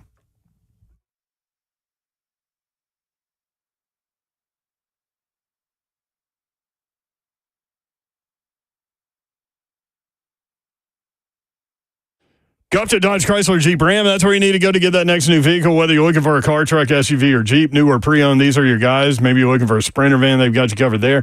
Ram trucks, Jeeps of all kinds. Gupton has you covered. Just let them know what you're looking for. Maybe you need more space. Maybe you need something with lesser of a payment. They will point you in the right direction and help you out. Gupton Dodge Chrysler Jeep Ram. 3450 Tom Austin Highway in beautiful Springfield, Tennessee. Go up there, have that conversation with them. Let them know what you're looking for. They'll point you in the right direction, give you all the information you need. And you can take your test drive, go inside. They will help make the numbers work, and it will be that easy. Gupton Dodge Chrysler Jeep Ram. Again, 3450 Tom Austin Highway, just 30 minutes from downtown Nashville. Best vehicle buying experience you will have ever had. These are your guys. Service department after the point of sale, phenomenal. They'll let you know when you need that oil change, the tires rotated, all those things. They'll shoot you a little text message, set you up an appointment, get you done, and you'll love it. GuptonMotors.com is the website. All the dealership information is there. All the deals they have going on right now this month right there. GuptonMotors.com. That's Gupton Dodge Chrysler Jeep Ram. What's happening, people? Fellas, I'm talking to you out there, man. Most importantly, you feeling a little lack of motivation, you feeling tired, and a little bit of that drive is kind of leaving. Well, you can do something about it. You need to get over to Low T Center. Get your levels checked. That's right. You get your T levels checked. It's a simple blood test with their on-site lab. You'll get the results back in about 25 minutes. They can help even those out, man, where you get that energy back. Also, your BMI and health can be evaluated for treatment as well. Go to lowtcenter.com to book your appointment today. That's lowtcenter.com. Reinventing men's healthcare. I want to tell you about Outdoor Lighting Perspectives of Nashville, and maybe you are realizing, I hate to bring it up to everybody, but it's getting darker earlier because fall is here, but now it's finally the time where you can sit outside and enjoy your deck or patio without sweating, right? Don't you need lights for that? Once it gets dark, maybe you want to enjoy dinner on your deck, but you can't see your food. Outdoor Lighting Perspectives of Nashville can help you out. They've been around for over 38 years, been making homes stunning with landscape lighting. Nashville's oldest landscape lighting company. They are the leader in LED technology. They can help you light up your night with festival lights, path lights, wall washing, tree lighting, area lighting. They do the design, the installation, and the maintenance on your lighting as well. Permanent roofline lighting by Gemstone Lighting. They do commercial lighting, holiday lighting. It's safe to say Outdoor Lighting Perspectives of Nashville does it all, and they do it all well. And I can attest to it because we get to eat on our deck now because we can actually see our food with our new outdoor lighting from Bob Lyons and his team. Reach out to them. Let them make your home stunning and enhance your landscape with Outdoor Lighting Perspectives of Nashville. Go to outdoorlights.com/Nashville.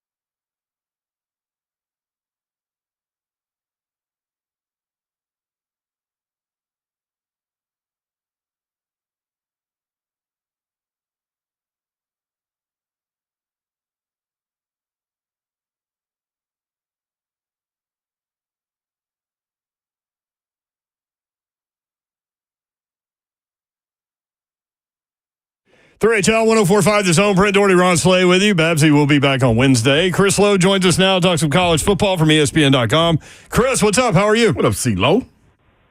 What's up, fellas? The Dawn Davenport in Orlando. Mm-hmm. She is. She's all over social media with those bunny ears. And she's probably waiting in line to ride Dumbo the Flying Elephant. Wait, Chris. Seth just corrected me. They're not bunny ears. They're mouse ears. Yeah, that's right. Yeah, they are. Tell her that I heard that Auburn just threw another interception, by the way. Oh, my gosh. He was blaming it on his quarterbacks. Well, why did he not get one in the portal, Chris? Well, that's a great question. Uh-oh. You guys were right there. He felt like that Peyton Thorne would be serviceable enough with the additions at receiver that they'd be okay. And, in retrospect, wrong choice. He didn't want to pay, well into the millions to get a quarterback. Now, I think they could have gotten Cam Ward. And things always look, in hindsight, it's 2020. If we had to do over again, I think they would have probably tried to pay the. I think Miami paid 1.5 to get Ward, and I think they Auburn would do it right now. But he wanted to spread the money out. I think they had 7, 8 million they were going to spend. He wanted to spread it out more. And it's becoming apparent, guys. You better have that guy at quarterback, and not only one. But you better have two. Now, think about how many guys have gotten hurt already, 4 weeks into the season. And if you're going to win a championship now in this era of college football, you might have to play 17 games. I mean, how many times are you going to see a quarterback play all 17 games? Yeah. We'll get to Tennessee and Oklahoma real quick, but one of the things that one of our talking points all week was that we thought Vanderbilt would bounce back, and we really liked the Vandy line of plus 20.5. Vandy gave an incredible effort in Como, fell short obviously in double overtime, but Diego Pavia, Chris, 14 of 23, 178 yards and 2 touchdowns, 17 carries for 84 yards. That team fights for their coach. There's no doubt about that. So there's that. The other side of that is I've said for multiple weeks now, I just don't know what Missouri is. Well, they're not an upper tier team. They're not up there with Texas and Georgia and Tennessee and Alabama and Ole Miss. They haven't proven that they are. They still have chances, and they play some of those teams. They have chances to prove that they are. But listen, I know it was a disappointing loss for Vanderbilt fans, but there's no way you can watch that team play. And what happened last week at Georgia State shouldn't happen. But watch them play and not come away saying this is a well-coached football team. Yep. The way they tackle, they're in position. You don't see a lot of, just overtly dumb mistakes. They play hard. They've got a quarterback now who can do a couple of different things to beat you, to keep his team in games. And Pavia, so it's a 2-2 team that really is. I know it only counts in horseshoes, right, Slay? Being close. Mm-hmm. But really, not far away from being 4-0. And again, that's a massive step from where this program was to end last year. Yeah. And the way Clark overhauled the program in every area. They are a competitive football team now, and I think they've proven through a month of the season that you're not just going to be able to roll the football out there and beat these guys. You're going to have to play pretty well. What did you learn about Tennessee that you didn't already know, or what was maybe more cemented into what you believe that they are? That they can win more ways than just, outscoring people and scoring 40 or 50 points. I talked to somebody else in the league, a coach who watched the tape, and, Josh Heupel got, I won't say criticism. A lot of people say, well, he stepped on the gas too early. Football game, because when they're up 22-3, and I was there, that was a tough, hard-hitting, physical game. OU's the real deal on defense. Yes. They are. Defenses. That is one of the top 3 defenses Tennessee will play this year. And Venables is outstanding at scheming things up. They came after Nico a couple times, disguised things, hit him. But when they got 22-3, Josh knew they could play 40 more quarters, and Oklahoma wasn't going to score 3 more touchdowns because they were controlling the line of scrimmage. Yep. He coached that way. He played to his defense, and he also knew he had 2 backup offensive tackles in there. Yeah. He wasn't going to take any chances on getting his quarterback hurt for the conversation we were just having a minute ago. So Again, you got to be able to win like that sometimes. Be able to be smart, efficient. I thought he was also, with all the hype, pardon the pun, about his return to Oklahoma. He didn't let his pride get in the way and say, all right, I'm going to step on the pedal, take some chances, get the football down the field here, maybe get my quarterback hit. Let's just win this thing and get out of here, and that's what Tennessee did. There was one play where Nico got hit where both tackles gave up the quarterback hit, and I was like, I don't blame him because, to your point, I mean, he knows how good that defense is. Chris Lowe with us, ESPN.com. Slay Dog. C-Lo, man, when you look at this defense, there's a lot of game-changing plays to be made out there, and it's a handful. So I ain't going to say it's a lot, but it's a handful, especially being on the road. I thought the big-time hit was setting the tone on the sideline when Jacoby – I forgot his last name that fast. The cornerback. They had to. I know you're talking. I know that big time hit. They were already missing Nick Anderson, and then this receiver for OU got hit, set the tone. I thought that play, and then two others, the safety, and then the fumble recovery. I thought that right there swung the momentum, man. And when you start talking about Hubs, all you guys were talking about the playmakers on defense. And I kept wondering, like, okay, where are they going to come from? We know who Pierce Jr. is. We know who Omari is. Know who Big Norman Lott is. But where are the other guys? And these guys just come out of nowhere making plays like this, man. Impactful. Yeah, and I think Slay had 9 different guys in the game with tackles for loss. So it's not just one or two or three guys that are racking up those types of numbers. But no, that hit on the sideline you're talking about. And there's nothing more demoralizing for offense, for a team, especially a team playing at home. It's a crowd. The crowd was great. They were in it. They were loud. To get a turnover in the other team's territory, and then the next play, that team comes back and forces a turnover, which Tennessee did twice. Yeah. I think one time at the 35, one time inside the 20. And when you do that as a defense and you're able to sort of, coaches call it sudden change, you're able to come back in and give the ball back to your offense, that really takes the wind out of the other team, the other offense. And, Tennessee's defense continues to impress. I don't think they played their best game. Right. But, even the secondary, we've talked a lot about the defensive line, the kid that transferred to corner, who transferred over, from Oregon State's been outstanding. I guess McCoy. I like what I see in this defense. This is the best through 4 games. Granted, they still got their toughest 2 games to go against Georgia and Alabama. Mm-hmm. But through 4 games, this is the best I've seen the Tennessee defense look since since John Chavis. Yeah, Chief. Coordinator 4 was there in the early. Back when Ron Slay was rocking out, in the early 2000s. Yeah, we were talking about we were talking. They can impact games defensively. Let's just say it this way, guys. They can impact games defensively in such a way that we haven't seen in well over a decade. Mm-hmm.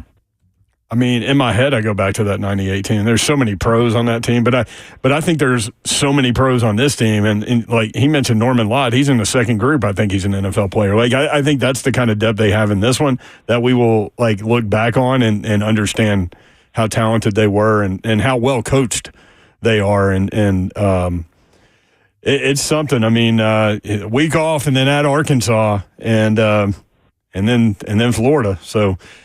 What's the latest on that Florida situation? You hear various things like Strickland can hire the next coach if they move from Billy Napier. What a crazy situation. Yeah, I got some beachfront property in Missouri. I can sell you if you believe that. I love it. You see all these reports all over the internet, and then Chris just blows it away. Well, no, and listen, man, I've never been one to refute anybody else in reporting. People work hard in our business. Oh, for sure. To stuff down. Listen, you said it best. I mean, people are probably talking to a bunch of different people around that program and that university. Here's what I'll tell you. I know is I think that thing's irreparable with Billy. I don't see him back. I can't tell you when something might happen. The money people, the people that have a financial stake in that university, do not want to see him back. Not because they just don't think that he's going to be able to lead them where they want to get him. He's got an interim president, and Ken Fox, that hired him, who had to come back as interim after the previous guy got pushed out as president. That's always a little bit weird. At the end of the day, though, this would be Scott Strickland's third football hire. The first two didn't work out. There was too many things working against him being, not that he wouldn't be involved at all, but him being front and center, leading the search, him making the call. I don't see that happening. And Scott's, listen, I know Scott a long time, great guy. He's been there for a while, but it's just where we are in the SEC with the money being doled out. If you get two that don't work out, and I think the problems there run much deeper than just Scott Strickland, rarely are you going to be given a chance a third time to be the sole guy that makes the decision. They're off this week, right? Could it happen this week? Here's the thing, guys. Or is he going to get the Tennessee game? Right? Well, they got UCF. They got UCF. In Gainesville. Not this week, but the next week. Aren't they like second highest scoring team in college football? Something like that. Yeah, UCF's unbeaten under Gus. That'll be a hard game. Mm-hmm. But here's the thing that the one thing about making decisions this quickly and pulling the plug, number one, if you're Florida, and I think this is a factor, who's going to be an interim for 9 or 8 games? Right. You brought that up last week. That's a great point. But here's the other thing. If you play 4 games right now in a season as a player, guess what? If you shut it down after 4 games, you still can retain your eligibility and transfer and not use that year. It happened today. A Notre Dame player did that. Yeah, so how many guys you saw? They had a ton of guys out last week, Florida did. I'm not saying they weren't all legitimate injuries, but how many guys do you think they say, hey, I'm shutting it down. I got an ankle injury. I got a wrist injury. I'm not playing anymore. I'm not losing a whole year of eligibility when we're bringing in an interim coach. So I think you get past that 4 games, once you play in your 5th game, unless you get a waiver. Remember, the bowl games don't count against you. Then it's probably, as a university, as an athletic department, it's easy to go ahead and pull the trigger because you surely don't want to have 10 or 15 players say, I'm done. Right. Chris Lowe with us from ESPN.com. CeeLo, another game we was watching, man, around the nation, USC and Michigan. Michigan able to pull it out with their quarterback throwing the ball 12 times. We ran for 290 32 yards. passing yards. Yeah, that's crazy. But you got that, but then you look at Lincoln Riley, and wasn't he supposed to be the quarterback whisperer? Yeah. Now, the key word there is supposed to be. Yeah. And it's not, when you lose, a guy – it was the first-round draft pick who, by the way, he didn't play awful his last year, but they still lost, they lose 4 or 5 games with him at quarterback, a first-round pick. Yes, you go across the country, you play a team that was, you look at those stats, Michigan's offensive stat. How many yards did they gain in the second half? It was just like a handful. Yeah.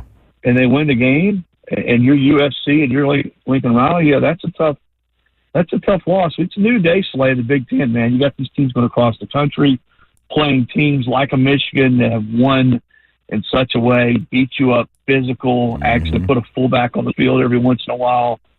So the SCs, the UCLAs of the world, we'll see about Oregon. Can they evolve and adjust and adapt in the way they recruit, the way they practice? I'm not going to say that the Pac-12 was always a finesse league because that's not fair to say that. But when you're playing against Big Ten teams every week, certainly upper echelon big teams, Ohio State, Michigan, Penn State, those cats are good on defense. They're big. They're physical. You're going to have to adjust to that a little bit. Do you think this situation with Reggie Bush suing USC, the NCAA, does this open the door for guys like myself that I can go back to like 03 or something and try to get some money or something? I know I ain't getting no Heisman or no Wooden Award finalists, but I'm just saying, man, there's a lot of headbands out there, CeeLo. All right, you're going to retain me tonight as your lawyer. This is what we're going to sue for. All right, okay. You were the SEC champion, SEC Player of the Year in 2003, correct? Yep. All right.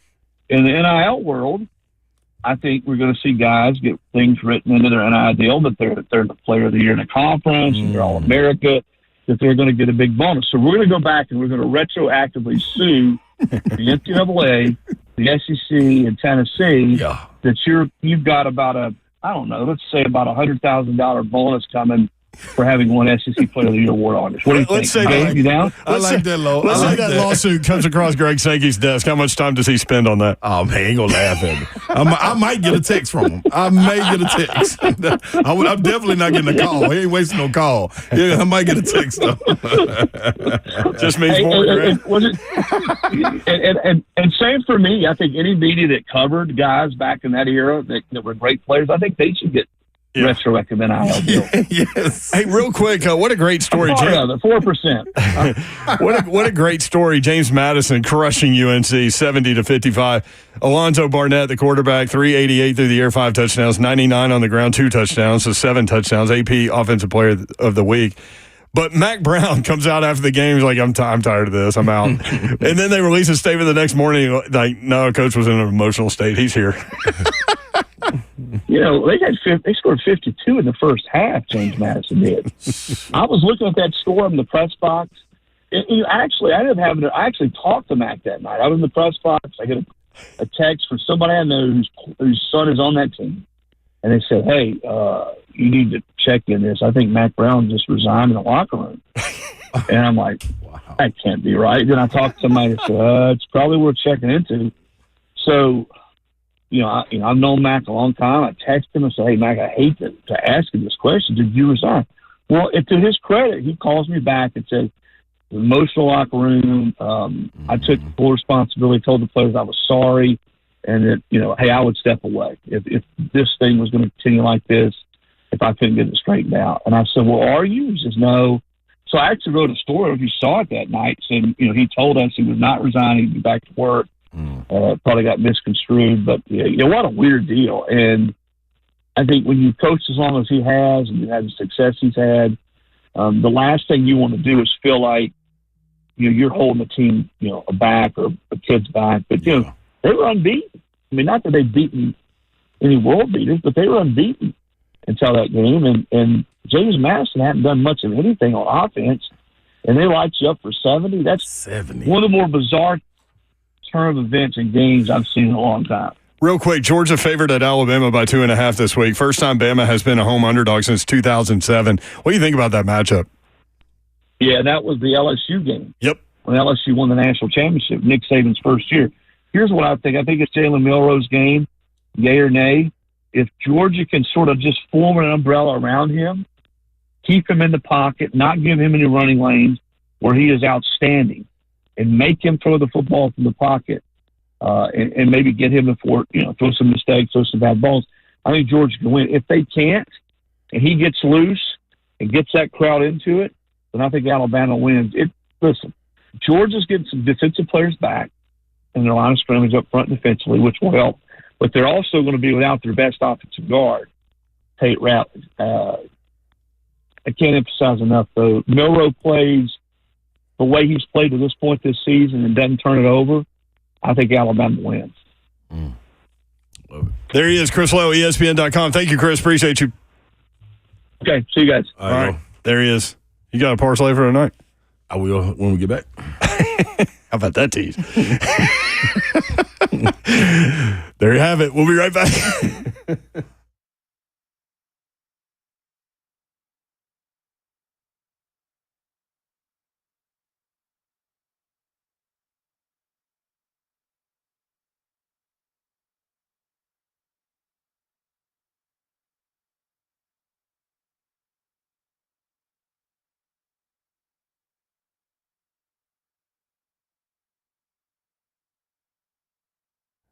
Man, I want to tell you about a new app that's out there that'll help you enjoy sporting events even more than you already do, and that's the Underdog Fantasy app. Go ahead and download the Underdog Fantasy app. Make sure that you use the promo code, sign up, use the promo code 3HL, and when you deposit your money, you will get up to $1,000 in bonus cash when you deposit. So those are the three main things. Make sure you deposit the app and then get in there and let it rip. I had 6 higher or lowers that I used this weekend. I did not win. CeeDee Lamb, higher than 0.5 total yards. CeeDee Lamb higher than 0.5 total yards. DeAndre Swift higher than 54.5 rushing yards. That's where I fell ill. Calvin Ridley higher than 3.5 receptions. Not good there. Traylon Burks higher than 5.5 receiving yards. Josh Jacobs lower than 75.5 rushing yards. Will Levis higher than 195.5 passing yards. So the more of these you do and you submit, the higher you will win if you got them all correct. So there are ways for you to win without getting them all correct as well. So just make sure you download the Underdog Fantasy app. Start playing now.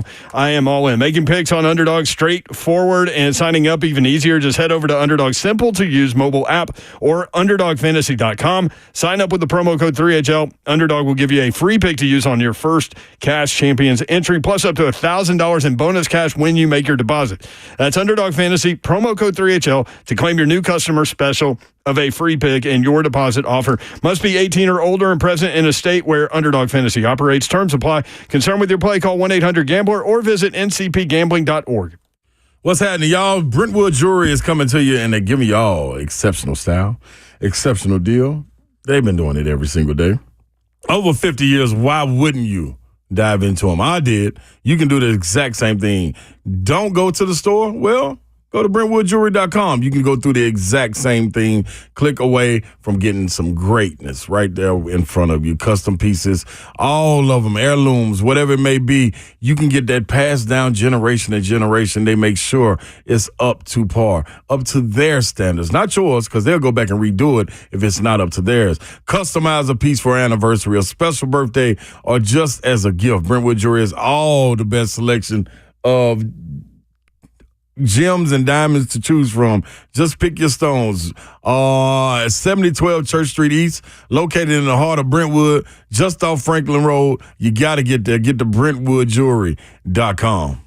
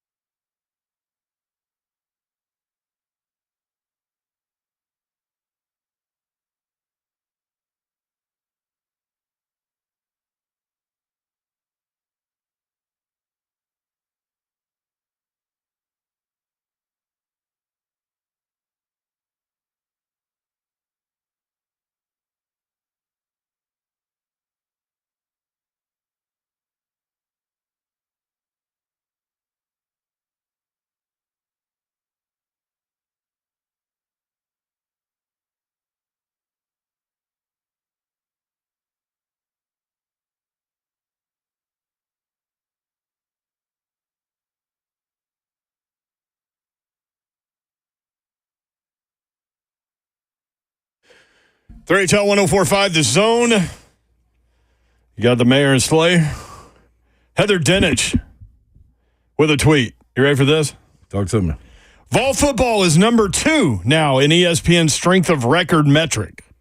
That's what it's supposed to be. Which has closely aligned with the committee's top 4 over the past decade, and why I think the committee would have them higher than the AP voters. They're ranked 5th in the country.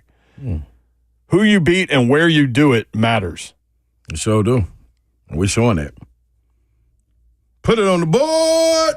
By the way, Clemson blew the hell out of NC State. I know the final ended up, NC State ended up with 35 points, which is good for them. They were fighting, but they started a true freshman quarterback in that game, C.J. Bailey. That's not how it looked, huh? No, I mean, they were run. They were run. 2 Monday Nighters tonight. What do we got? Bills and Jags? Bills and Jags. Commanders and Bengals? Yep. Joe Burrow, man, with these frosted tips, dude. It's like he's channeling his inner Lance Bass or something. Like he's going back to the 90s. Boy band stuff. He's the one that can pull it off. He can do whatever he wants. Right. You have a parlay over there? Yep. I am getting it right now. Brian Callahan show coming up at 6 o'clock. Mike Keith and Amy Wells will hold that down. Shout out to them. All right, I got one for the Jags and what's the name? Jags and Bills. Jags and Bills. Oh. Did any of your 11 hit over the weekend? No, man.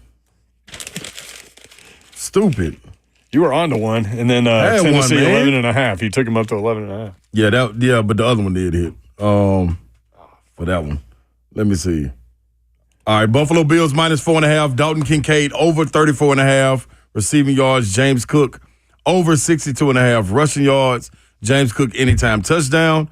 Travis Etienne under 51.5 rushing yards. You flew through that one. You need to hit again? Bills -4? Yep, -4.5. Kincaid over 34.5 receiving. Cook over 62.5 rushing. Cook anytime touchdown. Etienne under 51.5 rushing yards. Bills defense is legit. Like they're winning games differently than they have with Josh Allen previously. And he's not like he's out there playing ball too. It's not like he's out there with 350 total yards. Like or they're winning Stephon Diggs with yeah, that's true with defense. Brian Callahan show is coming up. Zeph, you have any parting words? Jags and Bills coming up right after the Brian Callahan show on Westwood One. Those are some good parting words. We accept it, Zeph. Thank you. Babsy will be back on Wednesday. Hopefully she and the crew are having a great time with the they ain't got no choice. The head mouse down there.